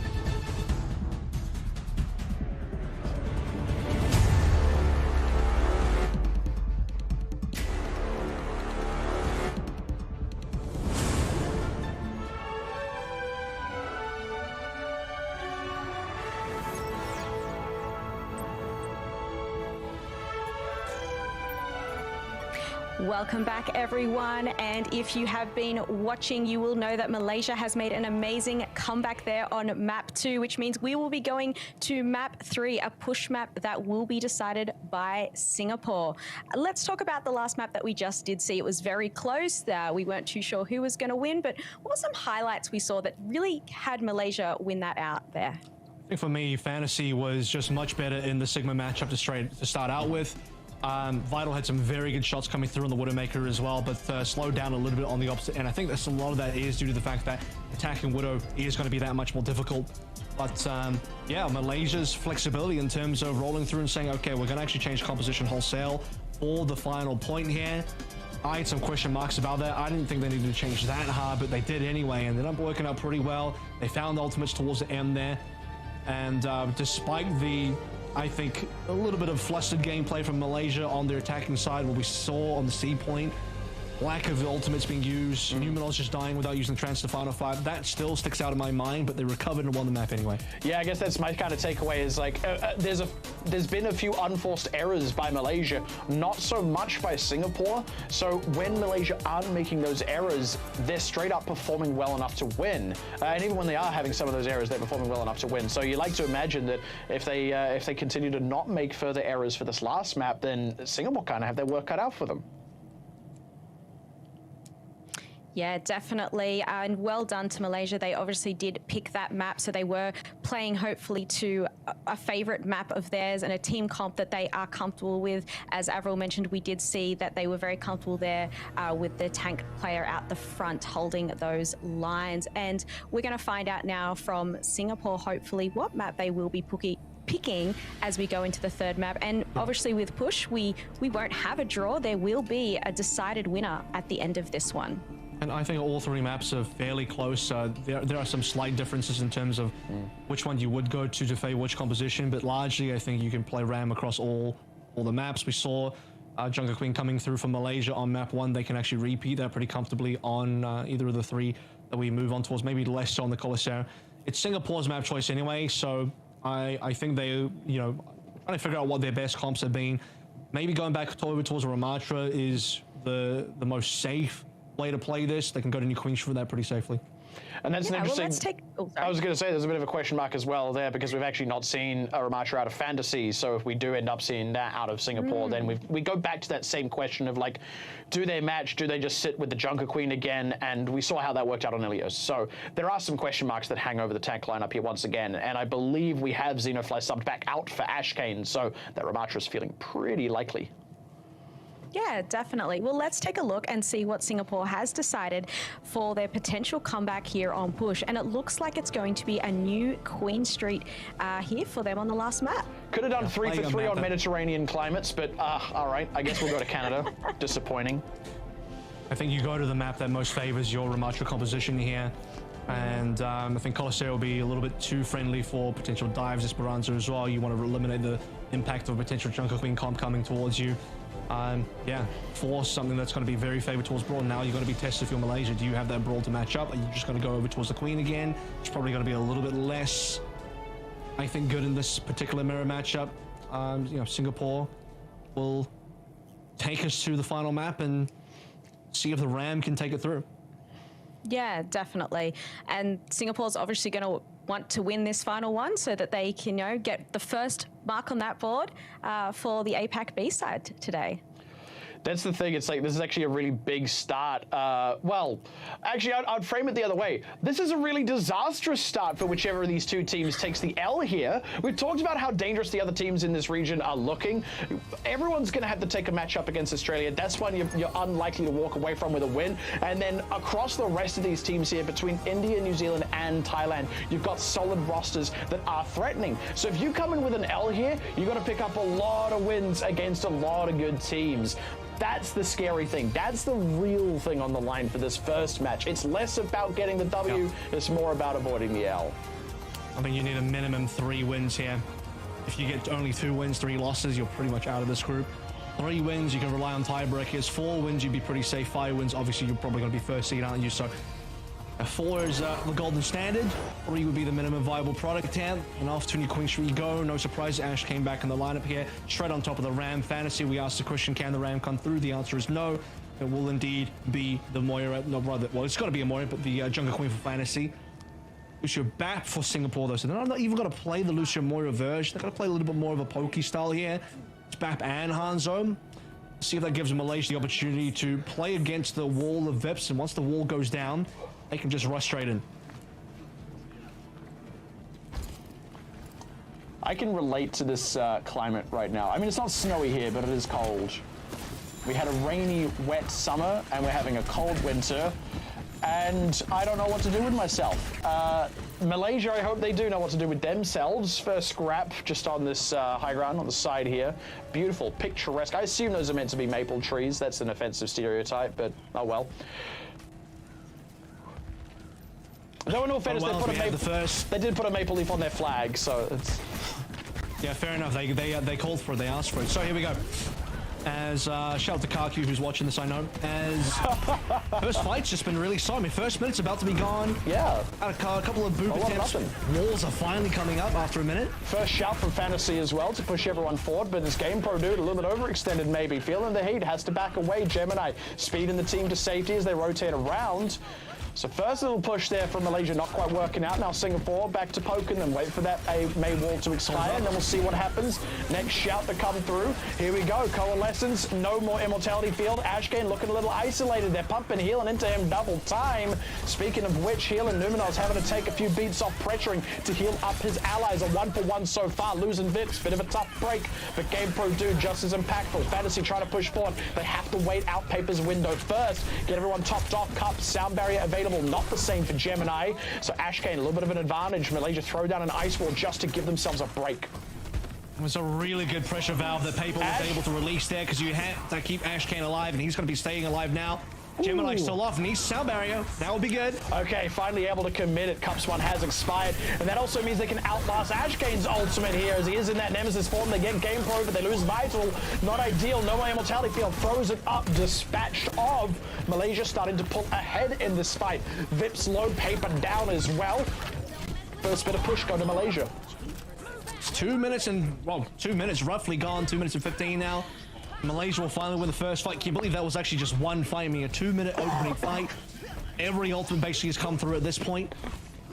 It comes down to the fact that the Ramatra Annihilation not strong enough there. Gemini barely able to get the sound barrier in time. I would have liked to have seen Singapore maybe get a couple of picks before Gemini could really come through in the sound barrier, but that sound barrier saves everybody. Yeah. Blizzard ends up coming through to finish. Right on to Numino to start with. Yeah, that's a bit of a tough break. It's probably going to switch momentum back the other way. Ashkane, though, anti-heal down on him. Rampage, yeah, that's enough to finish him off. Very nicely done. And Fantasy tearing forward, finding Vital as well. Pulling a lot of weight here. I mean, forward is the direction that Jungle Queen wants to be moving. They find Vips. They keep J003 alive. Now Cup going in Sacrificial Lamb just to slow down the push tick there. Malaysia, it's a good keeping it tidy. Yeah. A really good slowdown. The payload's actually sold out. They need to keep pushing, guys. What are you doing? You're trying to run off and find kills, but they need to push, put the pressure onto Singapore. Cup's going to respawn now, and I think they can come in for a final take before the cap. So the little bit of stagger there from Cup, very important. Ashkane's arrived. There it is. Right down the center of it. They can dive straight forward, though, as soon as they want with the Coalescence at their back. Dragon Strike across to stop that further bit of follow-up. Not going to find any members. Nice ice wall there to keep J003 isolated. GamePro trying to barrel forward. Double Death Blossom. I say Double Death Blossom, rather. Just the one Death Blossom with a single kill. In my mind, I was like, well, this is loud and exciting. There's got to be 2 of these happen at once, but Malaysia very nicely handled. Stereo. You heard it twice. I did. Dolby surround sound, mate. Okay, well, Malaysia got the spawn of Singapore surrounded. Cap finally coming through. 4 minutes, and it's now all Malaysia all day. Took them a while to win that opening neutral, but they got that, and the snowball as well. They're going to give up the pit. That's interesting. I think you just keep fighting there. Singapore already dropped to the low ground, taking an even fight on the low ground. You have Blizzard available, right back out. They're trying to get a little bit of a split with this ice wall. Not quite going to work. Everyone's up in this Blizzard. There we go. Yeah, really bad from Cup. Unfortunately, the Blizzard deployed, and you could have heard that in the voice line. But either way, a very nice pickup for Malaysia. I mean, he had his sound barrier blocked by the wall. He needed to go on top of the wall or over the wall or something, but using it around the wall, it's not going to reach Ash Kane. Save Malaysia one will more win time. that fight. I mean, they did lose a little bit of, I think, payload presence there for that fight. Again, they probably pulled back a little too far, but enough to still win that fight. A little bit more distance. And now Malaysia's so comfortable with these ultimates cycling through Rampage forward. Easy pickups here. Nothing committed on the defense, and smartly so. Yeah, 2 ultimates used there. Gonna start threatening that final cap here. Yeah, I think so. I don't know that they will cap, but they'll get the triple digits. I'm seeing 110 plus at the moment. And Singapore, their ability to come back from here is going to be pretty minimal. We're talking less than 5 minutes now. Half the map is gone. Well over 110. Yeah, Singapore can payload stops. So you can see 110, but as long as they don't see 9, they'll be just fine. Fantasy is down early. Not saved by that sound barrier, unfortunately. And now himself down as well. Singapore having to dig into it with the Coalescence and the Blizzard. Collecting the kills, though. Very important there. And Malaysia not investing too many ultimates critically. I mean, why even bother using... They invested too much. Why even bother sound barrier there? You have Fantasy down. If you weren't going to be able to save Fantasy, don't even play for the 4v5. Save ultimates only for the final 4 minutes, where realistically you don't need to cap it. Just defend for 4 minutes. Play whatever else you have to counter the more important Annihilation. Singapore's opportunity to find a little bit of distance. Everyone got the 4 spawns on Malaysia, so early find the neutral. Singapore, what are they going to be able to do? It's going to be a Blizzard, and Blizzards have been pretty reliable. Fight wins for Malaysia, dropping the Death Blossom straight on top of it. Once again, in Serio. Love hearing that twice. Malaysia, they will have to reset forwards now. Singapore get another shot at this defense. Malaysia get another shot at the cap out. I mean, just shove the payload up towards the ramp, and I don't think you even bother going up the ramp into the defender spawn. Play for time. Obviously, get the cap for the forward spawns. Play for time here, kick the ball around, just pass it around, even kick it out of bounds. You're just here to waste a bit of time now as you slowly win this map. And that's the thing, it's been an entire minute burned here just for Singapore getting that defense, then Malaysia getting a win straight back. Losing Game Pro Dude though means Singapore get a little bit more of a serious push forward. Vital going to go straight and looking for a Death Blossom. J003 in trouble, goes down, continuing the push forward. Hasn't needed the Death Blossom yet. Looking to dust off even more members now. Numenor's in trouble. This is an absolutely clean sweep. Malaysia struggling to actually back out of that position. I mean, Malaysia needed to actually have a fight when Singapore were running at them. They thought they could just rotate away, but unfortunately, a bunch of members caught down mid-rotation. Singapore win that too cheaply. Every single fight that Singapore win, if you're Malaysia, you have to force them to ult here. Every fight needs to be expensive. Singapore threatening cap here now. Yeah. It's a long journey to a potential comeback, but if they can get this cap, we start thinking about it. Double Coalescence, Fantasy, a little bit chilly there, goes down. There's going to be no Rampage. A lot of ultimates invested, though, for Singapore. So, expensive fight. That is what Malaysia need. However, Singapore getting that cap, I mean, they're still very much in this. Well, 3 ultimates gone, though, and they only have half the distance, so they're in it, but they're still not really in it because the second half is really difficult for Singapore to push into. First half, getting the cap, challenging. Second half, this is straight up hell. So, Malaysia now fighting downhill, Singapore fighting uphill. Singapore have to even back out a little. Here we go, Malaysia trying to get aggressive. Rampage forward, nice catch. That sound barrier is in there, but that's a lot of anti-heal. Game Pro Dude down early, but traded for Vital. You'll take that trade. They need to keep Jay alive. They have a Blizzard to be deployed. Ashkane popping the ultimate as well. And there we go, there's the Blizzard. That's going to collect Ashkane, that's going to collect Cup, and they just want to get the robot as far away as possible. They're still playing for time here. 1 minute 20 left. Malaysia just need to run out the clock. Fantasy pushed forward really hard with the Rampage, and it actually cuts Ashkane off from the rest of Malaysia. So no healing, no long-range healing, man. You have to stack pretty tight here. You're playing Lucimura on both sides. You lose Vital. Ashkane tries to just solo that one with the Annihilation, but need a lot more support to get that off. Ice Wall there, isolates Vips, ends up paying off for them. I'm surprised they actually managed to collect that one, but there we go. That keeps time lean for Singapore. That's what Malaysia need, get the robot far away. This is currently playing it by the book. Less than 1 minute left to go, and again, you don't have to push any further from here. Leave the payload around this ramp, allow Singapore to walk forward, and The longer it takes Singapore to find a fight, the better the situation is for Malaysia. Yeah, it's getting real dangerous for Singapore now. 30 seconds left, and they haven't got a match distance. They have the robot well in their territory, and they've just lost Cup. It's all starting to unravel. And there we go. Death Blossom, Vitals down. Looking to collect a few more. Don't even need to collect a few more. Just need to force Singapore out. 12 seconds left on the clock. Hell, Malaysia might even be able to go for a cap of their own at this rate. Just to really kick sand in the face. Nope, they're going to back out. They know that it's not enough time on the clock. Now it's going to be Singapore in the overtime on the robot, trying desperately to get that full distance. Malaysia only need one fight.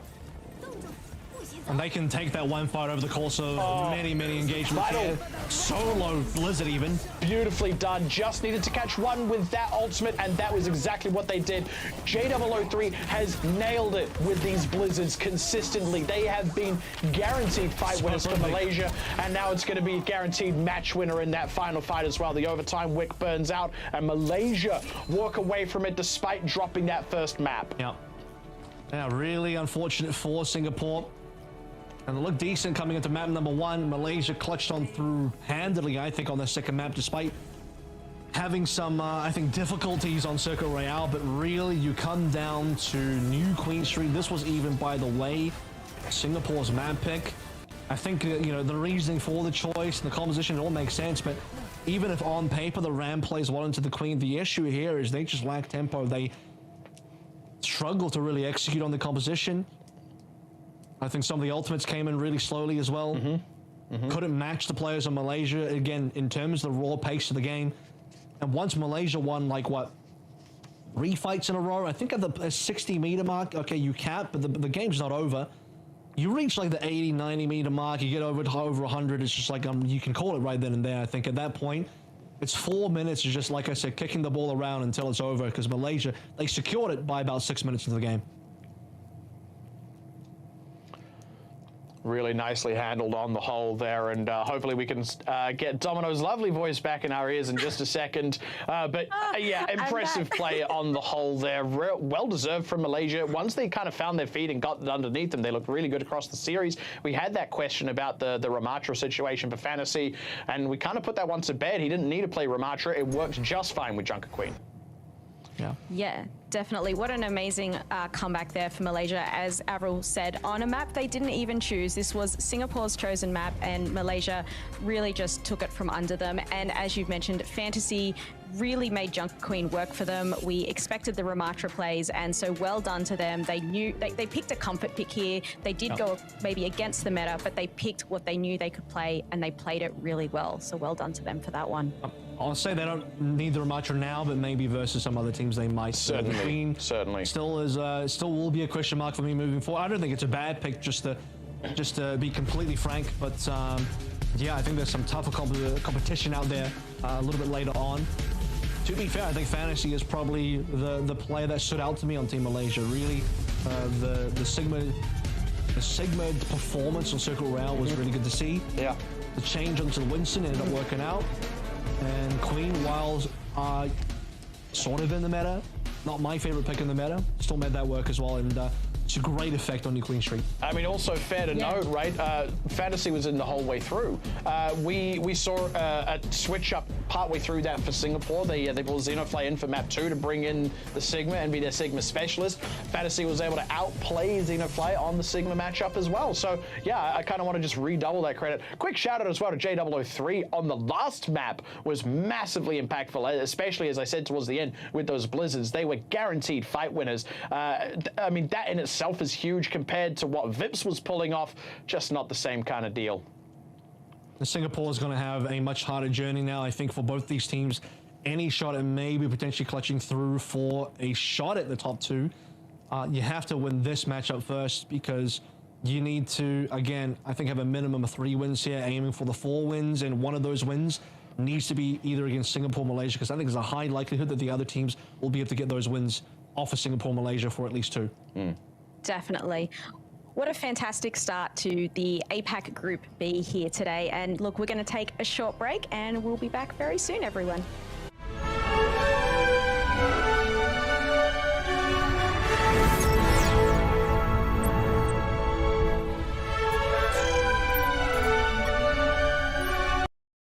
You asked, we listened. The McFeast is back in all its beefy, salady, saucy glory. Value means more at Macca's, so grab a McFeast lunch deal now for only $5.95.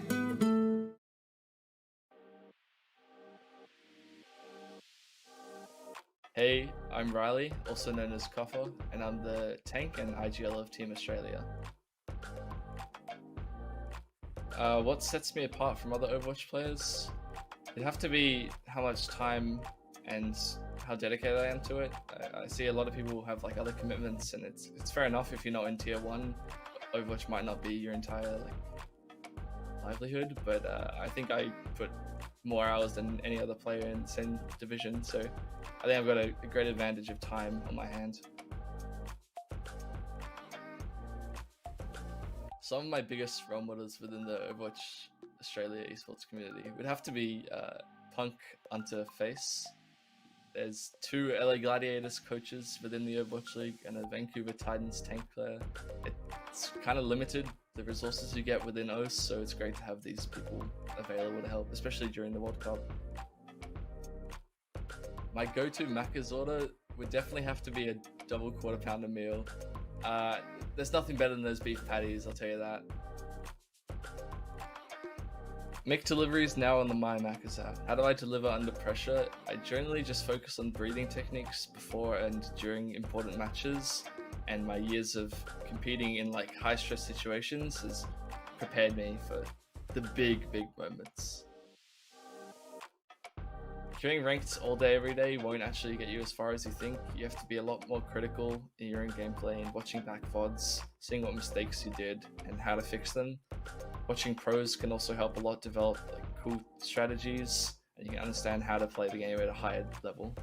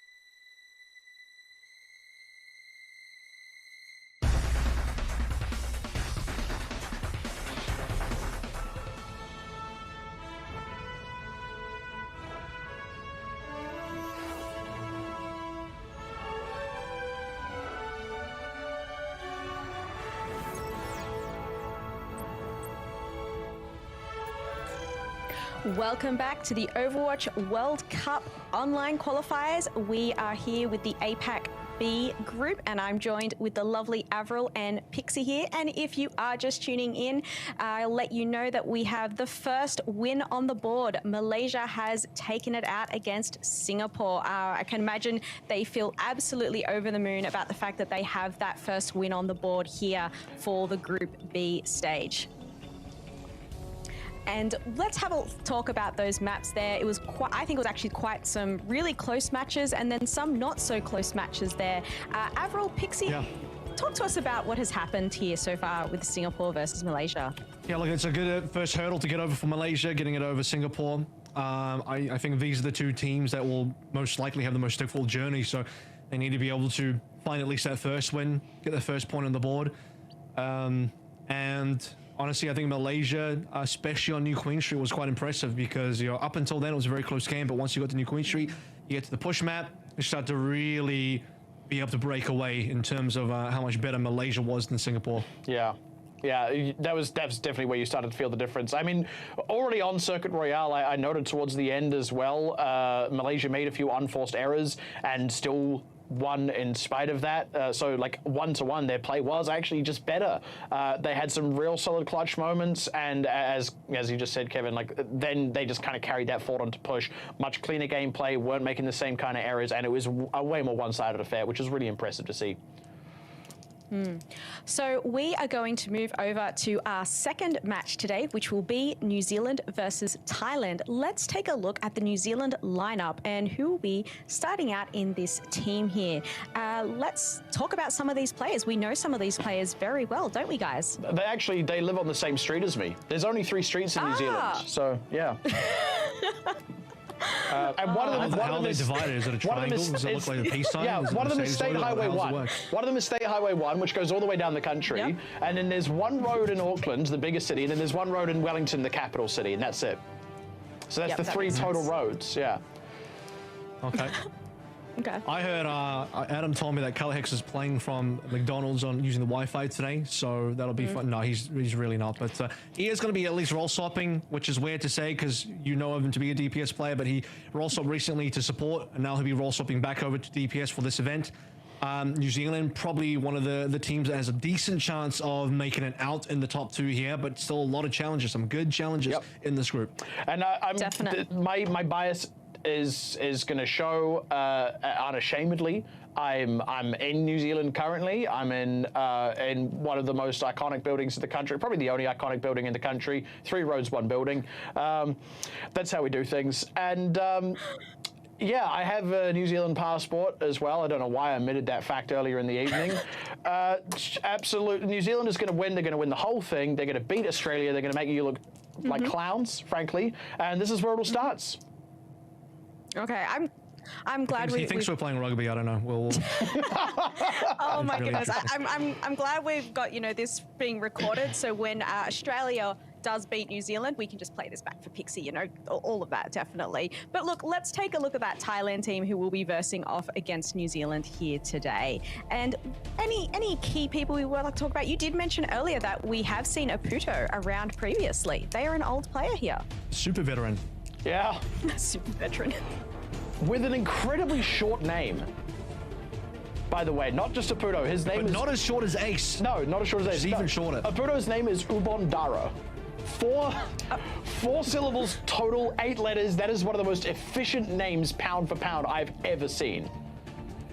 Now you got to get a look at the players here. At least some of them, a couple of them are taking a break at the moment as we get ready for map number 1. We get to look at the players' elbows. I think it's cool to be able to see the players here. One of the few times that we'll be able to sort of witness them, and good to see them on like qualifier as well. But a team comprised mostly of players that just won contenders APAC in the summer series, representing Team Kraken Esports. So I think there's a lot of danger here. This is a team that is, I would say one of the quiet favorites. If you consider Australia to be the main favorite out of this group, Thailand is a team that has a lot of experience on it from old players, but a lot of players that are currently in contenders and winning and at the top of the game. And that's going to make this a really testy matchup, right? We kind of previewed it a little bit at the top of the night, but it's a tough one. These are 2 of the teams that we're highlighting as potentially looking to make it out of the top of this group, one of the 2 slots available to continue in the tournament. I mentioned it in the last series that it's really more about not taking the L than it is about picking up the W. I think that's doubly true here because whoever takes that loss, they have a lot to prove. Whoever gets the win, they can afford to drop the probable one they'll drop against Australia. Unless you're New Zealand, you're going to beat Australia if you're New Zealand. And you actually have that room to breathe, if you will, in your tournament lifespan. You kind of highlighted, Kevin, 3 wins is kind of your break point. That's what you want to hit. And there's a very limited number of matches to accomplish that in. So this is a really crucial one. You have to be beating those other top teams. I mean, it's 3 minimum. It's probably going to be 4 and 5 wins that will actually make it through, but 3 minimum to even be in the conversation. Yeah, yeah.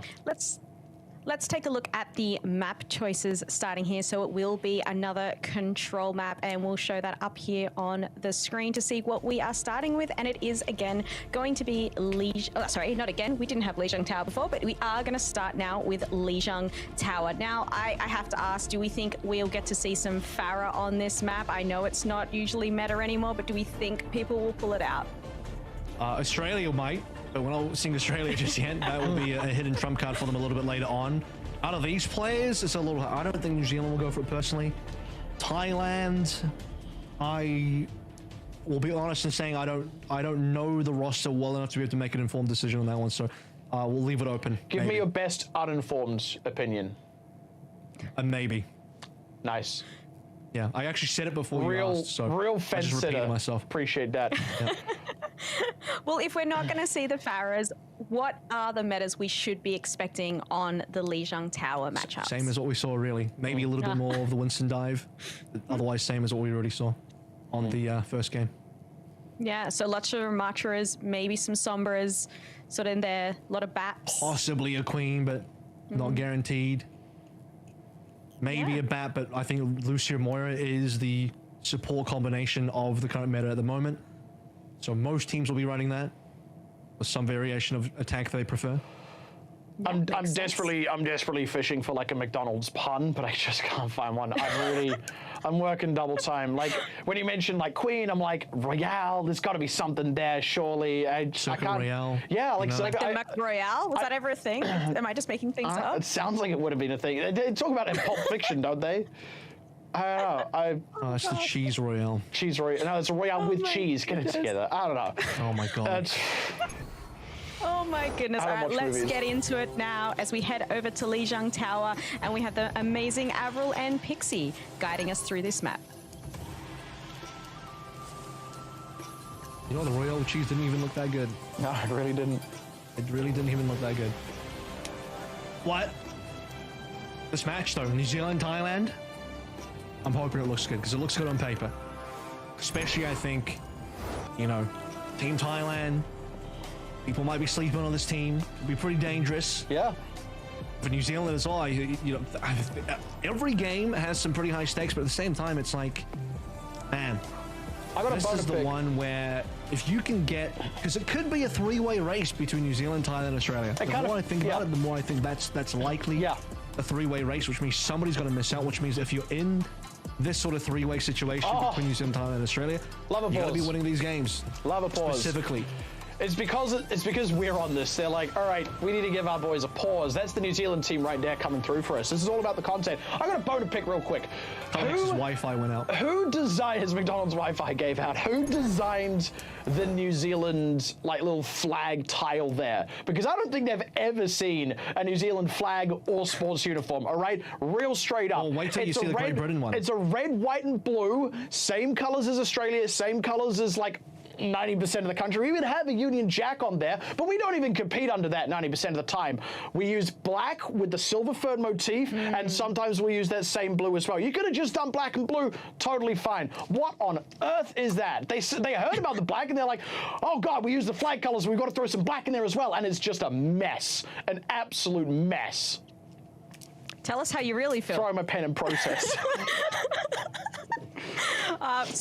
Like graphic design is my passion. Yeah, apparently. But I was going to say with the pause there and potential outage, Pixie, did you want to go restart the one router that you guys all share on that street? No, we have a guy for that. New Zealand? Oh, cool. Yeah. You got a guy. Yeah. Fantastic. I'm sure the he wait with us won't now? be long. There's the guy in the room with us right now. We actually have a sheep for that. I had a really fun conversation with an American a while ago, and I was just like catching up, and he goes, you live in New Zealand, right? And I'm like, yeah. And he's like, I heard you got something like 8 sheep for every person there or something. And I'm like, yeah, it's like something like that. And he goes, where do you keep them? I'm like, what do you mean? He's like, well, where do you keep your sheep? Like your 8 sheep? And I'm like, no. Some of the people have all of the sheep.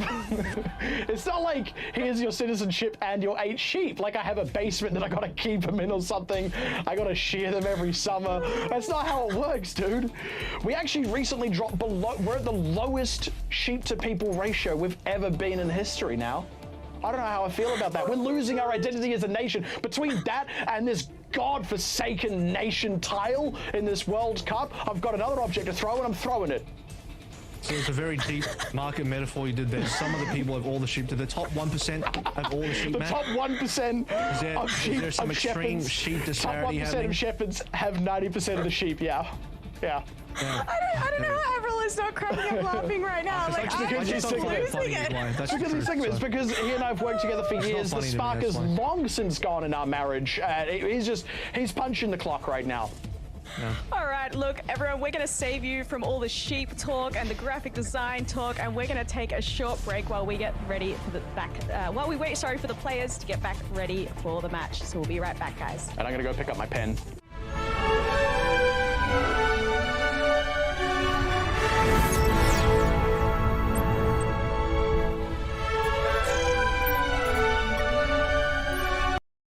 You asked, we listened. The McFeast is back in all its beefy, salady, saucy glory. Value means more at Macca's, so grab a McFeast lunch deal now for only $5.95.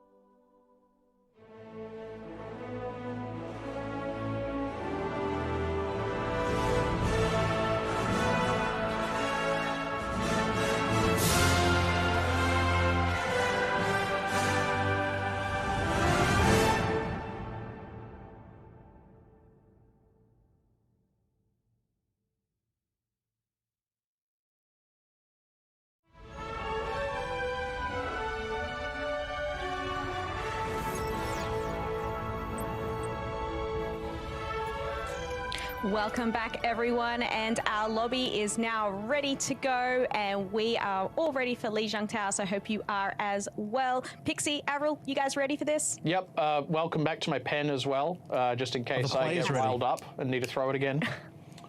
The players Please are never stop ready. throwing things in the studio. Because they weren't ready. Oh, you're right, So I might are they damage the ready? one camera in the country if I'm not careful. Hopefully everyone's ready. Look, we are in a region where we know there are internet issues. Like, look, we live in Australia. We are constantly having internet issues, so... Can't relate. We have fiber to the door.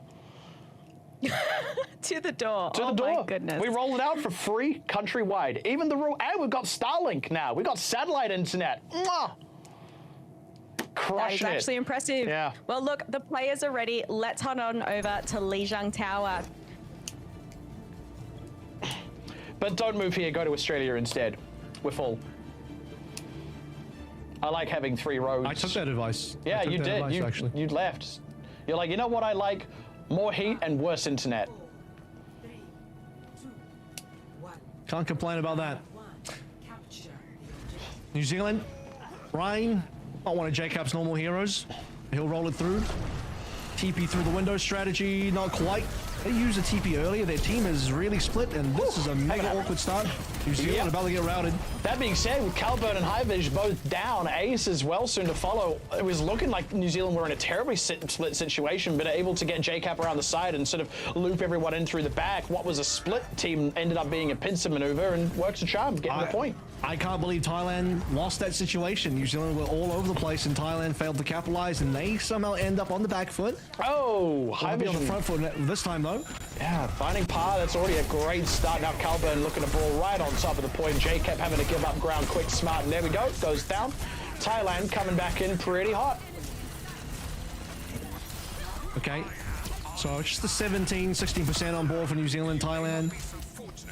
Really nice pick by High Vision. Wonder if Pa will swap heroes here. You haven't really built up enough sim ult charge to justify this anymore.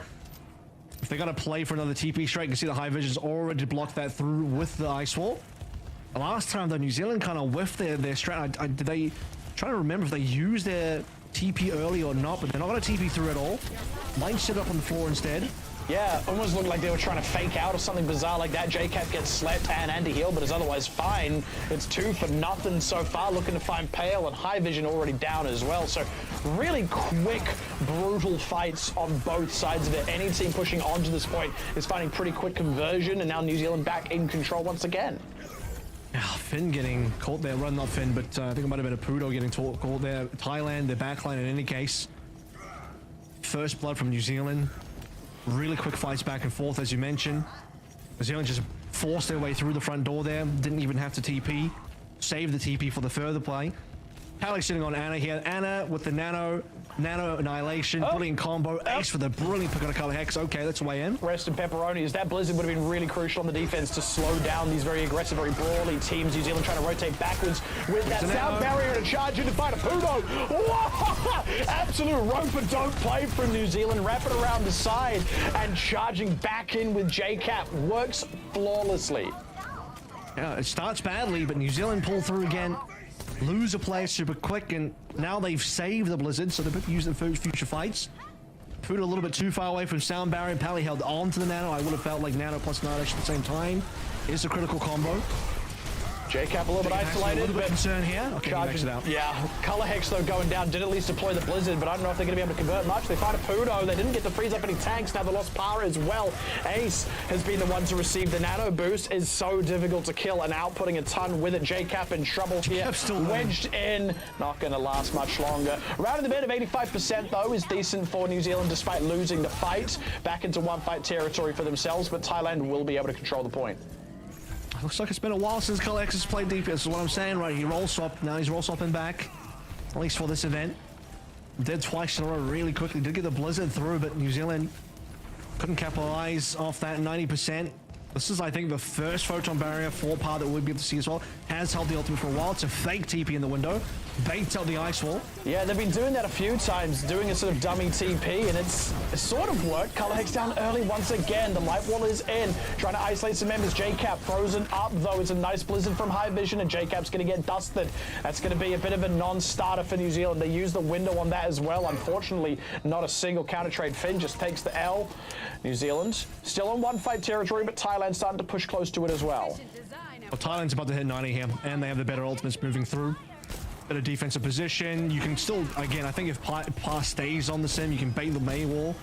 But this is where the sim is starting to be a little bit less value. Oh, what a shatter! They tried to get aggressive with it. They end up paying off, though. They survived the shatter. Calburn up front and center. Yeah, and that's going to do it. The front, I mean, Calburn really kind of put the team on his shoulders for that one, barreling forward. This is going to be the stagger out from Finn, just getting onto the point for the sake of touching it. Needs to survive as well. They kind of need the sound barrier if they're going to have a bit of a shot at this. The rest of New Zealand trying to come in. Finn, Slep will go down. Tough break there. Rest of the team now trying to touch. JCap's coming in. Colorhex on the side. JCap's already down though. Once again, Calburn with the nano boost keeping the point on. Lockdown 99%. Thailand comfortably picking off these members as they trickle in. Not going to be able to make it to the health pack. There is Colorhex. Not a single kill in response as Thailand collect the set. And that's the first map over the way of Thailand. Missed a single shatter onto just Ace, who, okay, he did ult, and you did kind of shut down the overclock, but otherwise, nothing else came through from that. A push in from Thailand, straight into the NZ spawn. Annihilation in hand. No time remaining. Snowball through. I have to be a little bit concerned for New Zealand. Super scrappy. I mean, even you just look at the very first fight. New Zealand completely out of position with the rest of their team. It was a super strange push on top of the point itself. Completely disjointed. They recovered from that, and if it wasn't for a couple of clutch fights, New Zealand, I think, would have lost more fights than that. This time just rolling out on a Ramatra of their own, and Colorhex over to the Reaper. Opening fight. Oh, August. Early death there. JCap isolated as well, in trouble. Looking to go down. They do find Pale, but that is not going to be enough to turn things back around unless they're somehow able to catch a kill onto the likes of Ace. Colorhex is going for it, but they're kind of getting routed by Calburn. Calburn, though, flips the switch there. Colorhex. Man, it's a real back and forth. Colorhex barely surviving. Calburn as well, barely surviving. That actually means no one's quite run away with the early fight. Thailand get the first movement onto the point, but you can see some isolated members, and New Zealand have regrouped. So, captured Thailand, but the next fight about to begin, and Calburn is already low. Might go down here. High Vision under pressure as well. Certainly they're forced off the point. New Zealand get the cap, but they lose Finn in the process. Still a little bit on a knife's edge as Apuno goes down. Ace as well to follow. August collecting another for himself, and that's going to be the one that starts to seal it. Still a very scrappy brawl. Thailand still actually control the point. They're ticking up percentage, but New Zealand had the members now collecting the extra kills to confirm the fight, and they will be able to finally get the point under their control. Thailand had the play advantage there, but Calburn was super low. They never really recovered that HP quickly enough. Ace tried his best. High Vision didn't have the blizzard for that fight, and only gets it as he dies.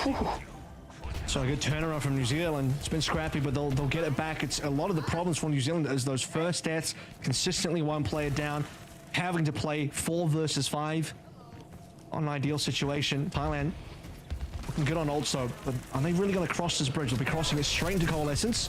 They go for it. Oh, it's a boop as well. Manual hack onto Calburn, but receives a nano boost. So first death is actually Ace, as you noted, with that boop off the edge. The sound wave, it's actually called. Speaking of sound, the barrier to come out now, but not in time to save High Vision, whose blizzard did not get what they needed. Calburn committing an ultimate while they're 2 members down. They really wanted JCap back. They do find him. The sound barrier wasn't quite there in time from Finn. Has it now. It's been an EMP. Colorhex looking to follow it up with an F Blossom. They find the one that they needed, and another sound wave from Finn to collect Ace. Really having to dig deep there, New Zealand, and go big on the ultimates, but it does pay off.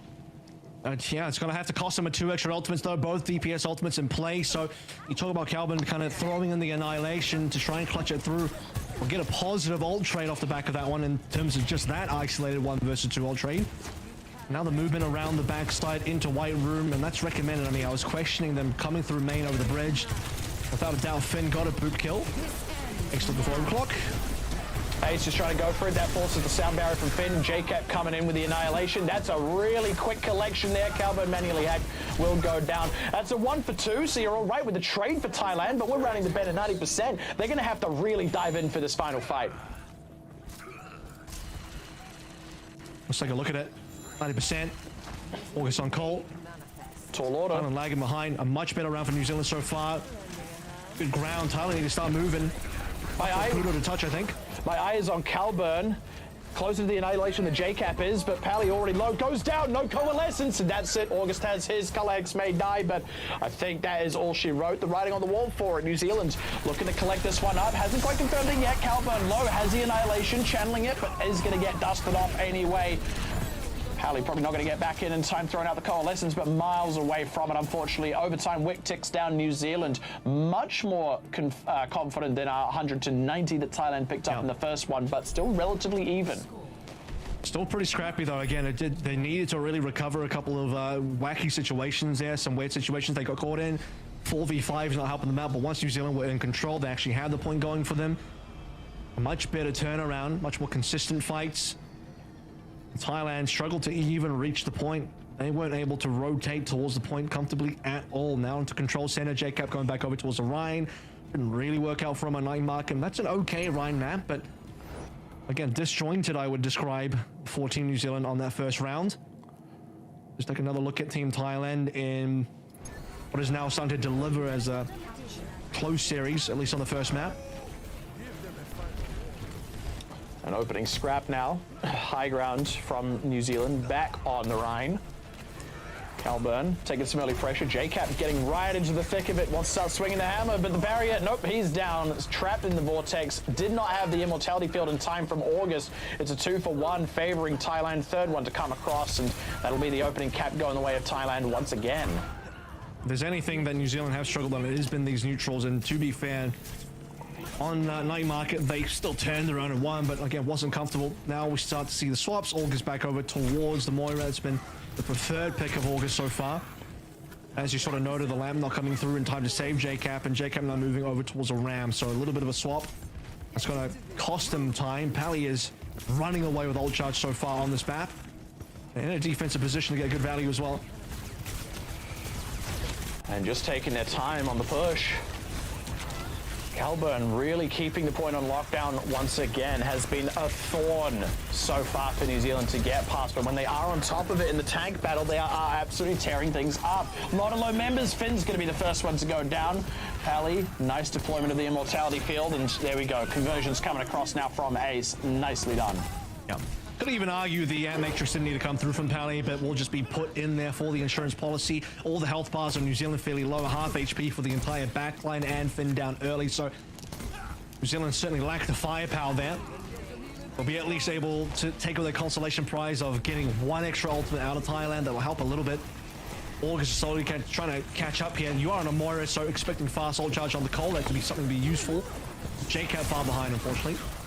It's going to be the Blizzard out. They've isolated Calburn, but can they kill him? No. With the immortality field in play, they're not able to collect on anything. Coalescence out now from August. A little bit low, as is Finn. Still struggling to collect the kills. The overclock now high vision with his own Blizzard. New Zealand, August has caught the Blizzard. They haven't noticed that he's caught the Blizzard, though. So it's JCap and Pally that go down. Ace, Par, really even Stevens. But Thailand forcing New Zealand miles away from the fight. Sound down from the Pluto. Beautifully done. Finn as well. They have to. It's final fight. Looking to get a freeze. Color Hex and High Vision head to head there, and we're still only just getting back to the point now. Color Hex finally going down. Finn low, in trouble. August also in trouble. JCap is back, has that annihilation, trying to get the damage, trying to find something, rescue the fight maybe, goes down but finds the point cap. But Thailand have more members. They collect Par as well, and I think that's going to seal it here. Thailand will be able to recap unless Color Hex comes in with some kind of hero play, but those days feel a little bit long gone by now. 100 to 10 to be the final result here for Thailand.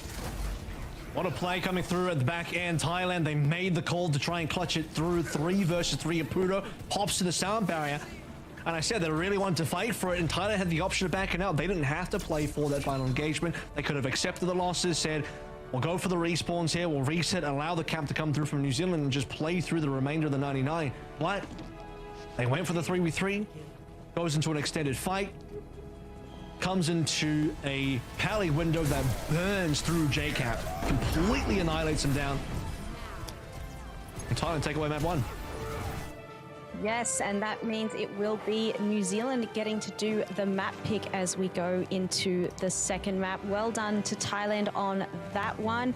It was obviously some very quick fights, as you had mentioned throughout those those fights there. Avril, you mentioned they were quite fast. Both teams, very quick turnarounds and very quick picks and trades there from both sides.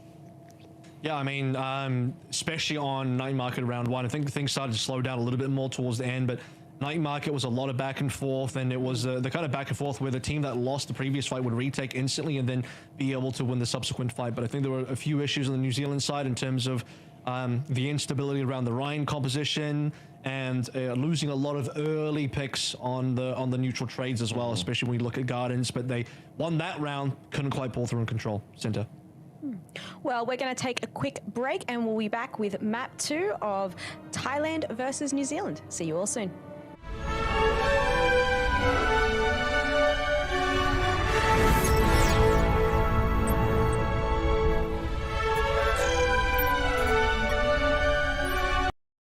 You asked, we listened. The McFeast is back in all its beefy, salady, saucy glory. Value means more at Macca's, so grab a McFeast lunch deal now for only $5.95.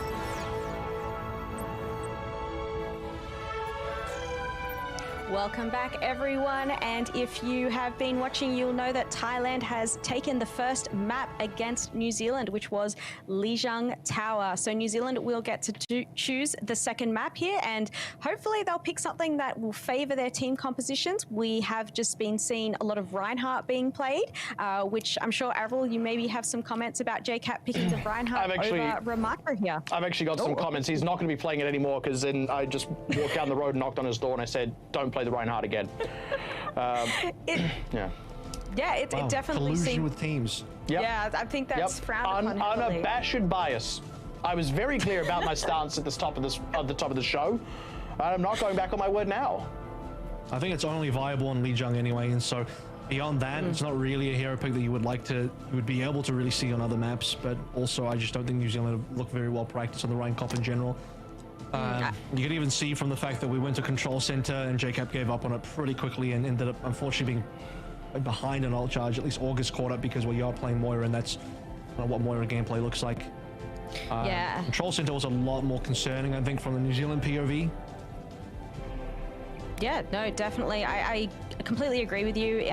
We did see JCap make that switch. It did put their team a little bit behind, and I think that may have caused them that match, unfortunately. They did definitely put up good fights. There was a lot of really good trades there, but having that Reinhardt gameplay really just didn't help them out, and so hopefully JCap will make the switch, and we'll see what they're going to pick for map 2. I think we're still waiting on their decision. Great cosplay from Ace. Great cosplay from Ace here, I just wanted to say. The beautiful Widowmaker. You talk about the JCap switch, by the way, and forget about switching heroes. They're actually just going to switch players. ODP is going to come in for JCap now for map number 2. And ODP has a more main tank focused hero pool outside of the off tanks. So that means we're definitely not going to anything like Circuit Royale. We're going to be potentially moving into a dive map, play a little bit of Winston. That would be my assumption. Otherwise, if we're just going to play Ram or maybe Queen or something else, you would have kept JCap in. Both ODP in particular, I think he was missing from the last season of Contenders, so he's had a bit of time off. Haven't seen him for a while. And I have. I see him around all the time. Yeah, just on the next street over, supermarket, right? Yeah. What can you tell me about him? Handsome. Very handsome. Yeah. Okay. And generous. Loyal. Alrighty more do then, you well, wanna let's take a look at the map that New Zealand has chosen, and they have picked Numbani, a map that a dive map, yeah, good dive map, a lot of high grounds. What do we expect to see here? Like, I always like to think there might be some Diva plays here, but I'm not sure if Diva's really the right choice. I just like the Divas up on the high grounds. Diva's good here, but you've swapped over to ODP, which means we're playing Winston. I don't know what Calvin's going to bring to the table here. Probably a Winston as well, given that actually, I don't know what his exact hero pool looks like. I do believe that Rod Tongue is a sub, and he has the Winston in his repertoire. That's true, and I don't believe we have a substitution, so they're going to keep Calvin in, which means if Calvin is more leaning towards the off-tank side, it's going to be potentially a Diva here, which I also think is pretty strong in the dives, but I think Numbani should be a pretty good dive map. We have not seen Numbani this entire year in Overwatch. In fact, we didn't see it last year either. This will be the World Cup, generally speaking. World Cup, generally speaking, would be the first time we've seen Numbani in Overwatch 2. Yeah. Yeah, I'm a little surprised Numbani has been picked. It's a nice surprise because, as you said, we haven't seen it a lot. And I think it'd be nice to see some dive comps being played because obviously we see a lot of Ramacho, we see a lot of those rush comps. So I think this will be fun to see a little bit of a different mix-up here from the teams. Yeah. Numbani A, famously defensive-sided. Numbani as a map hasn't really changed. We're going to get the fourth map. The map is... Hey? Get a draw, and then New Zealand wins map 3, and then we go to map 4. Thoughts? I mean, they could just win map 2 and 3, and you don't have to go to map 4. They could just win 2-1. I'm not going to stop them if that's what they want to do, but I'm just saying, 4 maps, bang for your buck. Well, they definitely do need to win this one, obviously, so that they can stay in the game, because if Thailand wins this, then, Thailand's got that one on the map. Or they could draw. Well, yes, that's true. There's two viable outcomes. The majority of outcomes here are actually favorable for New Zealand. There's only one situation in which it's bad, and that's if they just lose to Thailand outright. But that's not going to happen. No, they've got this. And, exactly. All right, and so look, we're going to head into Numbani now, and I'm just going to double check. I think, oh no, that's all good. We're heading on over. Take it away, guys. I'm really hungry, and now I don't know what I'm supposed to get for dinner. Unbelievable. Some more of the water you've really been enjoying. I've been honing that water. Yeah. It's that high quality New Zealand spring water. Fresh off the glaciers, mate. And there you go. There's one addition to the map. That little Jeep. That wasn't there before. So in terms of map changes, still the same time of day. They still have the legendary organic oil. Always sunny in Numbani. That would be And interesting, as having a expected- rainy map. Yeah, the comps. What's that? Having like a rainy map. There So it is. It's Blizzard World. It's currently raining. Oh, There you go. The more you know. the more I know. The more you know. Now you know. You're aware. I got a Even question on for you. the- I got a trivia Okay. question, an Overwatch trivia question, because they've still got the Wanna signs up gas. here about Effie, who of course designed Orisa. Do you remember what her last name is? I could just Google it, but I'm just going to be honest and say I don't know. I If forgot. I'm recalling it correctly, it's Oladele. Okay. And if I remember that believe wrong, you. that's a real bad I'm look not for me. even going to check. I'll just believe you. Sick, love Alex that. on the Echo. As I don't even remember, we really ever, even in the DPS days of Kalex, I don't really remember him playing too much of this hero, but here it comes out in Yeah. any case. Ash on the defense, double poke. First dive, directly Got on the top of break, Pally. so- Ooh, it's a big anti-heal and costs him his entire life. What does ODP stand for? Overdosed pirate. I actually should have made you guess. What if I guess? What if that's Because a guess? my guess was going to be old dirty pasta. Okay, that's, I'd prefer you didn't say that, but let's think about what this New Zealand team will do now for a second attack. Oh. Attempt, and we'll take X down. What a sniper. It gives Colorhex a lot of free reign here, actually. Obviously, they want to deal with high vision, but currently doing that, August is just, it's just soloing these DPSs. Really putting the trousers on for the team. And Thailand now Sleeping Calvin. Yeah, forced way off the point. Calvin can't quite get back onto it because of that well-timed sleep. That's going to be New Zealand getting the cap. No draws. That could have Actually, no, could it have could still otherwise draw. have been a pretty good retake opportunity, but no. No ultimates online at the moment. So we're about to head into, I believe it was like, what, the third fight? Pa's nearly onto the pulse bomb. Still waiting for high vision to get this value on the Ash that we expect. A little bit of damage with the color hex. Pa trying to hunt to the back line, but still missing 9%. Just wants that last little bit. Ooh, Apudo in trouble, gets bumped away. Pa down to high vision, but they found Ace, so that's a reasonable trade. Now, Colorhex duplicating the Diva head-to-head there. Sleep onto Calvin. He's got the nano boost on him, but he's just coming up against Colorhex, who's keeping him entirely occupied. Not getting much mileage out of that. Not getting too much mileage out of the ultimate there either, Colorhex. And by ultimate there, I'm meaning the Echo ultimate, not the Diva ultimate, because he didn't get one. New Zealand, though, continuing to push. Thailand yet to slow this down, still waiting for Ace and high vision to get these ultimates. Ooh. Great pick on the ODP, that'll be the start you need. New Zealand now likely have to back out. Colorhex. No frontal pressure, Colorhex overstaying. Yeah, not in a particular Possibly hurry he to couldn't get have out. backed out, but yeah. Yeah, Finn nearly down on the retreat as well, but they will get away safely with the rest of these members. A lot of ultimates banked up now for Thailand. This is going to be a tough ask for New Zealand to push into. They're holding forward as well because they can at this point. They have a lot to play through. You should have to be a little bit concerned about power back capping, but Rage is really the only thing to look forward to for New Zealand. And for Thailand, you can afford to just be patient for now. Waste a bit of time. You've got the clean air and beautiful environment to look forward to for New Zealand, but that's separate. ODP going ahead and popping the Primal Rage, getting very aggressive. Ace having to duplicate the Winston. Immediately slept, immediately damaged down. Not going to get a Primal Rage of his own. That's a reasonable start for New Zealand, but Thailand, rest of the ultimates, they can dig deep on. The rally running for New Zealand, but it's the Bob first for high vision. Has now expired, if I'm not mistaken. Paley going to go ahead, throw out the nano boost. Not sure who that ended up on. It's on a Pudo of all people. They found ODP, so that's the first kill finally. Another one coming through on a Finn, but big usage of ultimates there for Thailand. They do stop New Zealand, but they had to dig very deep. I'd like to have seen them maybe hold the nano there, but keeping Apudo alive. I don't even think Apudo was maybe that under danger, at least not from my perspective. Possibly New Zealand actually managed to get on top of Apudo. Dealt with ODP pretty quickly, so that was gone. Some big threats. Now we've cycled back over towards Nano. Into Kalix on the duplicate as well. ODP a little low. You're going to have to nano ODP here. He's too low. No, goes and puts it on Colorhex, who does get the conversion onto Ace. They just trusted that ODP could survive the solo pressure there on from Calvin. Big sleep onto Colorhex. Forced way back. They're still trying to pressure forward. It's a good double made on the back line. No extra kills. Calvin a little low here, though. Might be able to pull a D-Mech off. Par fishing for something with the Pulse Bomb. Scrap around this point. This is an important minute for Thailand here. Colorhex going to go ahead and duplicate a Diva once again. We'll see if he gets a self-destruct this time around. Self-destruct first going to come out from Calvin. Finds August. Big beat there. Unfortunately, Colorhex will have a self-destruct. Fishing for something with it, but they've already lost Finn. Not going to be the big conversion they needed. They find high vision, but they need a lot more than just that. Calvin still keeping this point on lockdown. Fighting against D-Megs, but they found ODP beforehand, and New Zealand getting repelled. 4v3 at this stage as well, still nano into play. Thailand can hold on to that one and they'll hold the final 4.5 rough meters here. And I think they actually probably gave away too much meterage to New Zealand. You see actually Thailand backing out in the middle of that fight, giving space away to New Zealand, looking for better ground to hold, finding ultimates. Pulse Bomb was a bit wide there.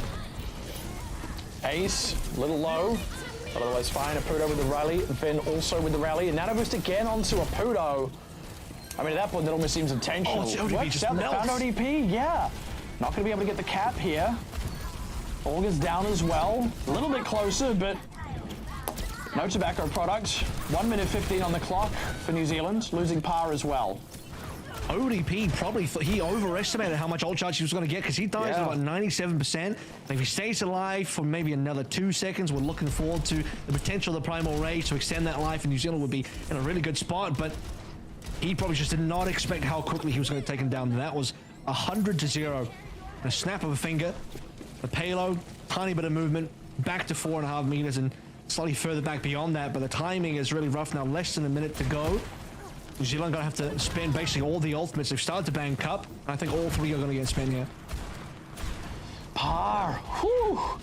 Nearly one shot too many. Gets topped off. Fishing for something with the Pulse Bomb. Wanted to fight Apudo. Doesn't quite run it into him. ODP has the Nano Boost status back. Getting aggressive on top of high vision. Not converting any kills there. Still has himself a Primal Rage. Pulse Bomb. Finn low. Collex low. Needs to go. He's got to die. Yeah, he's in now. Still hasn't popped the Primal. What's the point? Really waiting until he himself is low, but he's immediately slept. Finn is down. They don't have that extra support on their back. Color Hex with the duplicate. Nope. August down on the backside there. They are struggling here, New Zealand. Finally collecting some kills onto high vision and Apudo. It felt like there was a real lack of gumption there on the New Zealand side. Not willing to get aggressive and go in, force the fight. 2 reserved, 2 held back with those ultimates. They're constantly fighting on the back foot, and they're losing on the back foot as well. Gonna get held here unless Colorhex pulls off a miracle. Finds Calvin. That's the start of a miracle. Manual hack. He's still alive. Has the supports in his back. Ace finds Par though, so still very little support, but he's still alive. Finds high vision. August trying to come in, help him out a little bit. They find Ace as well. Colorhex, I've missed you dearly in DPS, but my God, my guy has still got the stuff. Wow, he survived everything there. Got a little bit of pocketing as well. Got hacked in the middle of that fight. Find something like 3 to 4 kills. We'll be able to go for a swap now. What's going to choose? May, they're going to go towards a brawl composition. Lucio, Moira into the Ram Reaper, May as well. And Thailand, here's the response. Lucio for Apudo after Pally uses this nano. I'm looking forward to the potential of a Moira maybe about to come through as well. Thailand will also do swap compositions, but Thailand, they probably thought they had won that fight, and maybe I think we thought that fight was lost for New Zealand as well, but Colorhex clutches through. Pulled that one out of nowhere. Pally pops the Nano Boost onto Calvin, who's getting aggressive, but also surrounded. They found Par, though. August still not popping a Coalescence, and Finn goes down. They're playing so close to the chest once again, and I'm not sure I understand it, but with all these members down, they get the DMAC on Calvin, but it's just too little too late. August is dead. ODP is dead. Colorhex goes down. Absolute tunnel vision. 30 seconds left on the clock. All they've got right now is that Coalescence, and then a sound barrier soon thereafter. Well, they got the player they were looking for, but they lose too many of the backside for it, unfortunately, as New Zealand will now, as you mentioned, down to the final moments, and it was a miracle for them to even get this far in the first place. You can perhaps argue that all of this distance is bonus. Yep. A coalescence to guide them through to the finish line if they, well, not quite to the finish line, but as far as they can go. One pulse bomb could shut it down, but it doesn't matter. August is already down and out for the Cal. Pulse bomb does go wide, but the damage is long since done. Calvin brought super low. Again, it feels like there's a tunnel vision on him. They find Pally. They're going to hide away from that self-destruct. They don't prevent the remech, and you've still got Ace running interference on the backline. Color Hex now down Para as well, and yeah, that's going to be the maximum distance here for New Zealand, unless again someone else pulls out a miracle. August and ODP with the double ultimates. Calvin's low, going to get demexed here. Ace is in trouble. Oh my goodness gracious, they're doing it again. Pulling one back from the brink. This time it's not Color Hex, it's August and ODP. Speaking of Color Hex, about to come back in with a Blizzard. How long indeed? Because they still have to win subsequent fights here. They're getting more distance, and this is good. This is minimum that they need. They can turn this into a winnable situation later on the defensive side, but for now, they have to win another fight. High vision in the skies. This is a risk. He's going to go for it. On the Farron, nearly got shot out of the sky. Nano boost onto Calvin, but the Blizzard is there as well. Going to freeze him up. No, he's able to skirt around the edge of it, and ODP gets picked off in the middle of things. Pa has a Death Blossom. They need to find a lot with it. Needs to maybe find High Vision. That's the ideal target. Now they find Pally, and they're going to pull it back from the brink. I never doubted you for a second. Go you beauties. Wow, what a cap. It feels like the entire last 2 to 3 minutes, probably closer to 2, was just clutch after clutch after clutch for Team New Zealand. I think 3 fights there that it didn't really feel winnable for them. They come on through. Even that final engagement. Pudo had the sound barrier, was coming online, a couple percentage points off. Pa doesn't land the Death Blossom and taking down the backline. Very different story. Thailand still in a very likely position to hold. They have the respawn advantage. Time is on their side. Map geometry, payload positioning, also on the side of Thailand, and they were in position to hold, and they could not. New Zealand, gigantic clutch there, get that cap. That was a lot more than what you would expect given how rough B went. They look like they should have been held on B. Yeah, that was by the seat of for New Zealand, and now on the defense. One thing I will say is they capped point A with a reasonable amount of time, and that paid off for them when you look at how long B took them. If they can hold out A for that bit longer, play the clock, run it out, maybe get a full A hold somewhere on B, they do have what they need to turn this into a winnable map, New Zealand. Well, they can definitely get a lot done on A. Again, I still think it's very defensive favored here. Not that Thailand did too much to back that claim up. Let's see if New Zealand can do more on the defense. They're playing a heavier diversion than what Thailand had. Remember, Thailand had high vision on the Ash for the longest time. There's eventually a swap off, and now on the attacking side, it's going to be Kariko Anna, so lacking the break this time around. And it's not as consistent healing for Ace on the Echo here. This is part of the reason why you would run the Brig, among other reasons. And to heal on Color Hex has to be a little bit careful, gives a bit of aerial supremacy over to Ace, and you see that in that differential on the ultimates as well. So ODP taking some heat for the team. Calvin trying to pressure forward around this corner. They're taking this time, setting up the dive. Well, first 40-ish seconds gone now.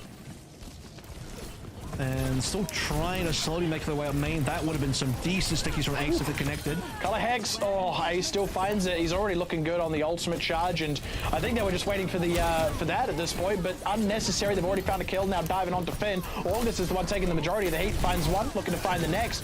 Big dive back, though, onto Ace, who had the ultimate charged up already, was just about to go down. Now the shoe's on the other foot. ODP is in trouble, fighting against a duplicated Winston. Back and way away. Color Hex slow. The dive continues. They're fighting miles from the point while it's busy getting caps. Funny sleep there on Ace, but the fight isn't where it needs to be anyway. New Zealand's just forced off. Well, they'll try and get Ace down and maybe recontest at the same time, but recontest is certainly there. Ace gets away. Who's actually on the payload? Somebody's, it was just Pa, and with Pa down, funny enough, it was actually Ace that got the kill. So somehow Ace managed to get his way back towards the team. Would have gone around the backside, I think towards Coast, flying around the back. Gets Pa, and eventually the cap will come on through. A lot of time on the board here for Thailand as well. New Zealand gonna have to work hard on this defense, and we're seeing them look a little bit out of sorts. I was saying on their attacking half, they lacked a little bit of priority. They weren't really leading the charge. We'll have to see if they can maybe tie that up on the defense, but no, Finn gets dove onto. Nano boost onto ODP. They still want to fight it out. Nano boost onto Ace as well. There's at least a trade back there. ODP has himself a primal rage, but High Vision pretty on the cart right now. Nobody really challenging him. Just bullying Par in this corridor while the rest of the team gets cleaned off on the front line thanks to Calvin, who is such a hard taunt right now for New Zealand. An eventual death onto Par there as well. You have to run out of blinks eventually, and there it is. Payload will now start moving along a decent amount of time. I mean, you remember New Zealand struggled to make the payload really get to any sort of distance on B at all. It's where they lost all their time. For Thailand, so currently they have the advantage. New Zealand will obviously have a retake opportunity here, but Dragon Strike and Kachuna Rush, straight line over the cap. They got to really make the most of it. ODP low has to primal, getting aggressive. Ace goes for the duplicate. Finds himself a Winston of his own, so it's going to be double primals here. Unless they can get Ace out of this, might be able to. He's low, gets healed up now. ODP's primal has run out. High Vision is low. That's a good start. And they've got Ace out of the duplicate, found him out of the sky as well. Very important defense coming through for New Zealand. Finally getting a cleaner, more proactive fight. Yeah, ODP disrupted the Kachuna Rush. You can see as soon as Kachuna Rush comes down, ODP primals in the back line. Calvin's dead. Now it's going to be a stagger onto Calvin, and Finn, by the way, completely outplayed Ace there. Both of the jump attempts from Ace blocked out, whip shot away by Finn. That's part of the reason why you didn't see that primal rage coming on through, and Ace got nothing done in the duplicate. As well as then, as we already mentioned, the Kachuna Rush from Aputo got disrupted by the primal rage from ODP. Sneaky pulse bomb from Par doesn't quite find its mark. And now Ace a little bit low. Thailand having to take their time here. But time they certainly have. It's a long defense here for New Zealand if they want to have a full B hold. Ooh. Start there with a Nano onto Color Hex. Again, proactivity. I like it. To match. Nano, yeah, as you said, onto Calburn. So, oh, Color Hex drilled down. Not even a chance to duplicate. Ace all over him. Not getting much damage done with that Nano boost either. August now in trouble. Not getting any counter trades. Pop in the rally here as Finn as Par finds Ace. So they've got an opportunity to fight through here. Color Hex will be able to rejoin this fight. Self-destruct from Calvin. Just try to force everyone off the cart. Maybe come back in, squeak the cap through. But nope, there's bodies there already for New Zealand, ready to defend. Now, looking for the kills. Color Hex back in the mix, as are all of the members of Team Thailand anyway. So it's a full 5v5. Primal Rage once again used aggressively. ODP very far forward. Might have to be careful of this Hanzo. Both duplicates available. Couldn't get the kill. High Vision was low there, but ODP is just jumping around a couple of different targets. Par taking down the side. That's the 5 versus 4. Double duplicates to be used here. This time Color Hex needs to be proactive. It is. Ace ends up duplicating a brig. Second rally is nice, but nope. Forced out of it immediately. That being said, Color Hex getting nothing but nothing done, and now going to go down as well. And there ended the point B defense for New Zealand. As soon as that pick came through, and it was an unforced error, Par was fishing for a pulse bomb and just sat around too long. Well, I mean, you have to play on the sidelines and you have to go for the flanks, but got caught. That's all it is. Thailand now coming through with double the amount of time. They did lose a lot. Thailand lost a lot of time onto B, but not enough, I think, to really threaten them just yet. It's 3 minutes to the 1:30 that New Zealand had, pushing C. The finish line remains the same. Thailand coming through with a couple of ults. Color Hex saved by the Nano. Yeah, they ended up wanting to commit that instead of just healing the slow wave, but they make hay while the sun's shining. They find High Vision nice and quick. Smart sleep on the Calvin keeps him out of the mix for a hot second. Ace now, Nano boosted. ODP low, all these low members on New Zealand, and you got to start getting nervous about that kill board. Finn goes down, ODP still alive, but ineffectual in the fight while he's that low. Color Hex trying to make a hero play happen. Ace is totally and utterly unchallenged as Thailand continue the push. 2 minutes here, and it's a dire defense for New Zealand. Par is still missing at the moment. He's trying to buy a little bit of time away, pulling Thailand members off, but the payload's at the end.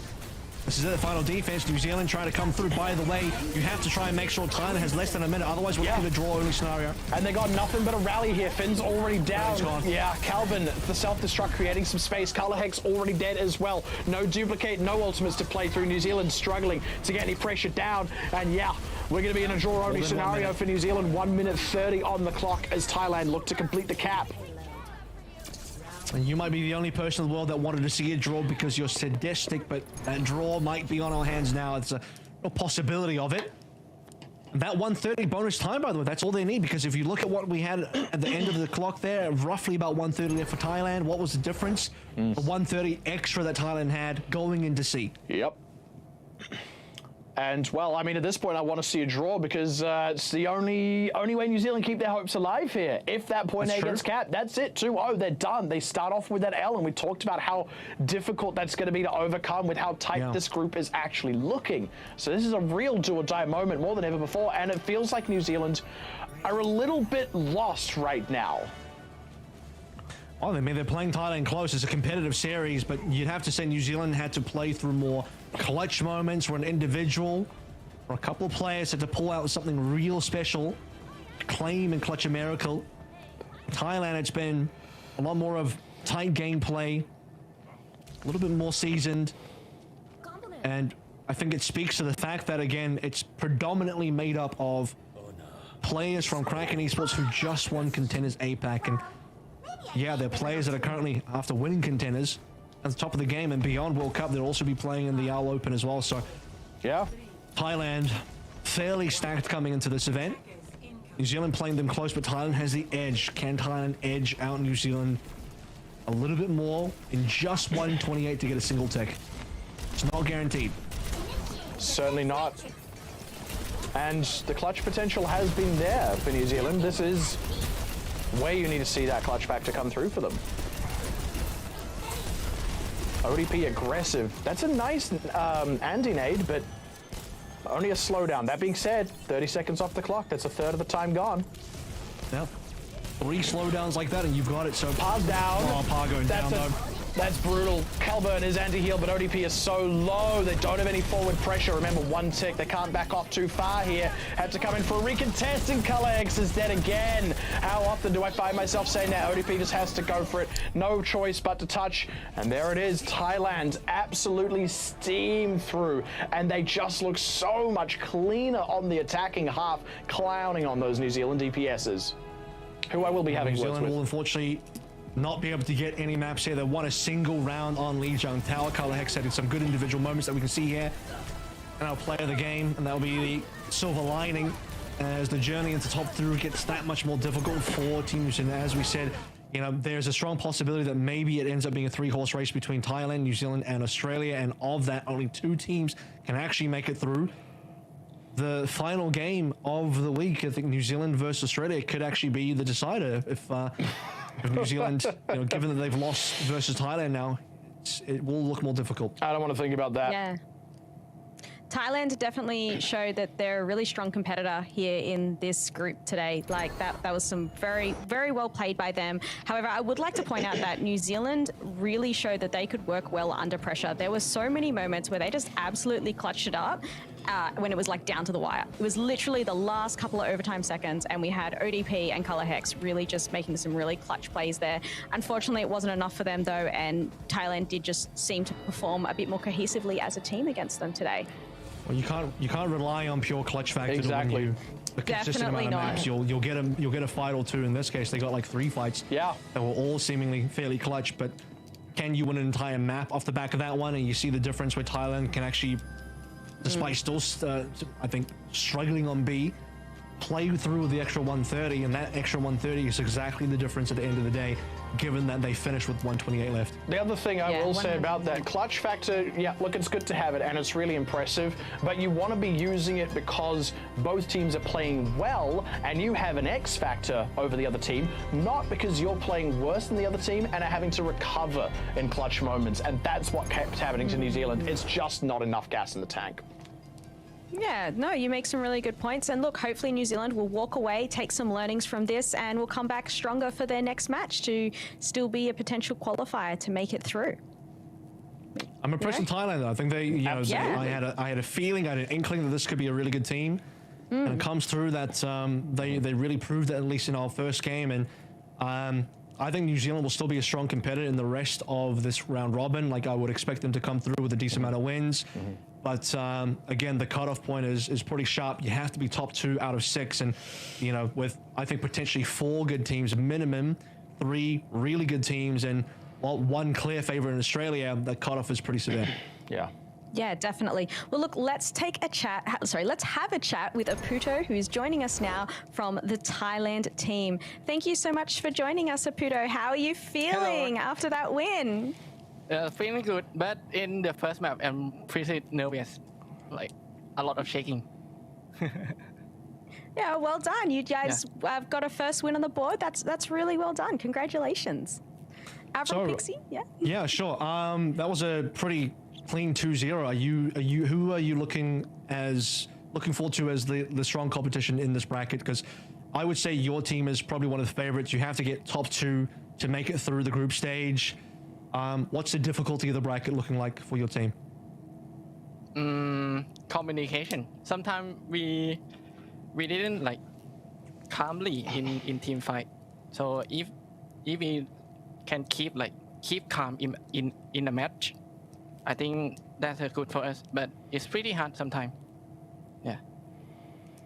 And actually, Aputo, I had a question, speaking of communication, about that. Obviously, you bring a lot of seniority to this team. You're a real veteran player at this point.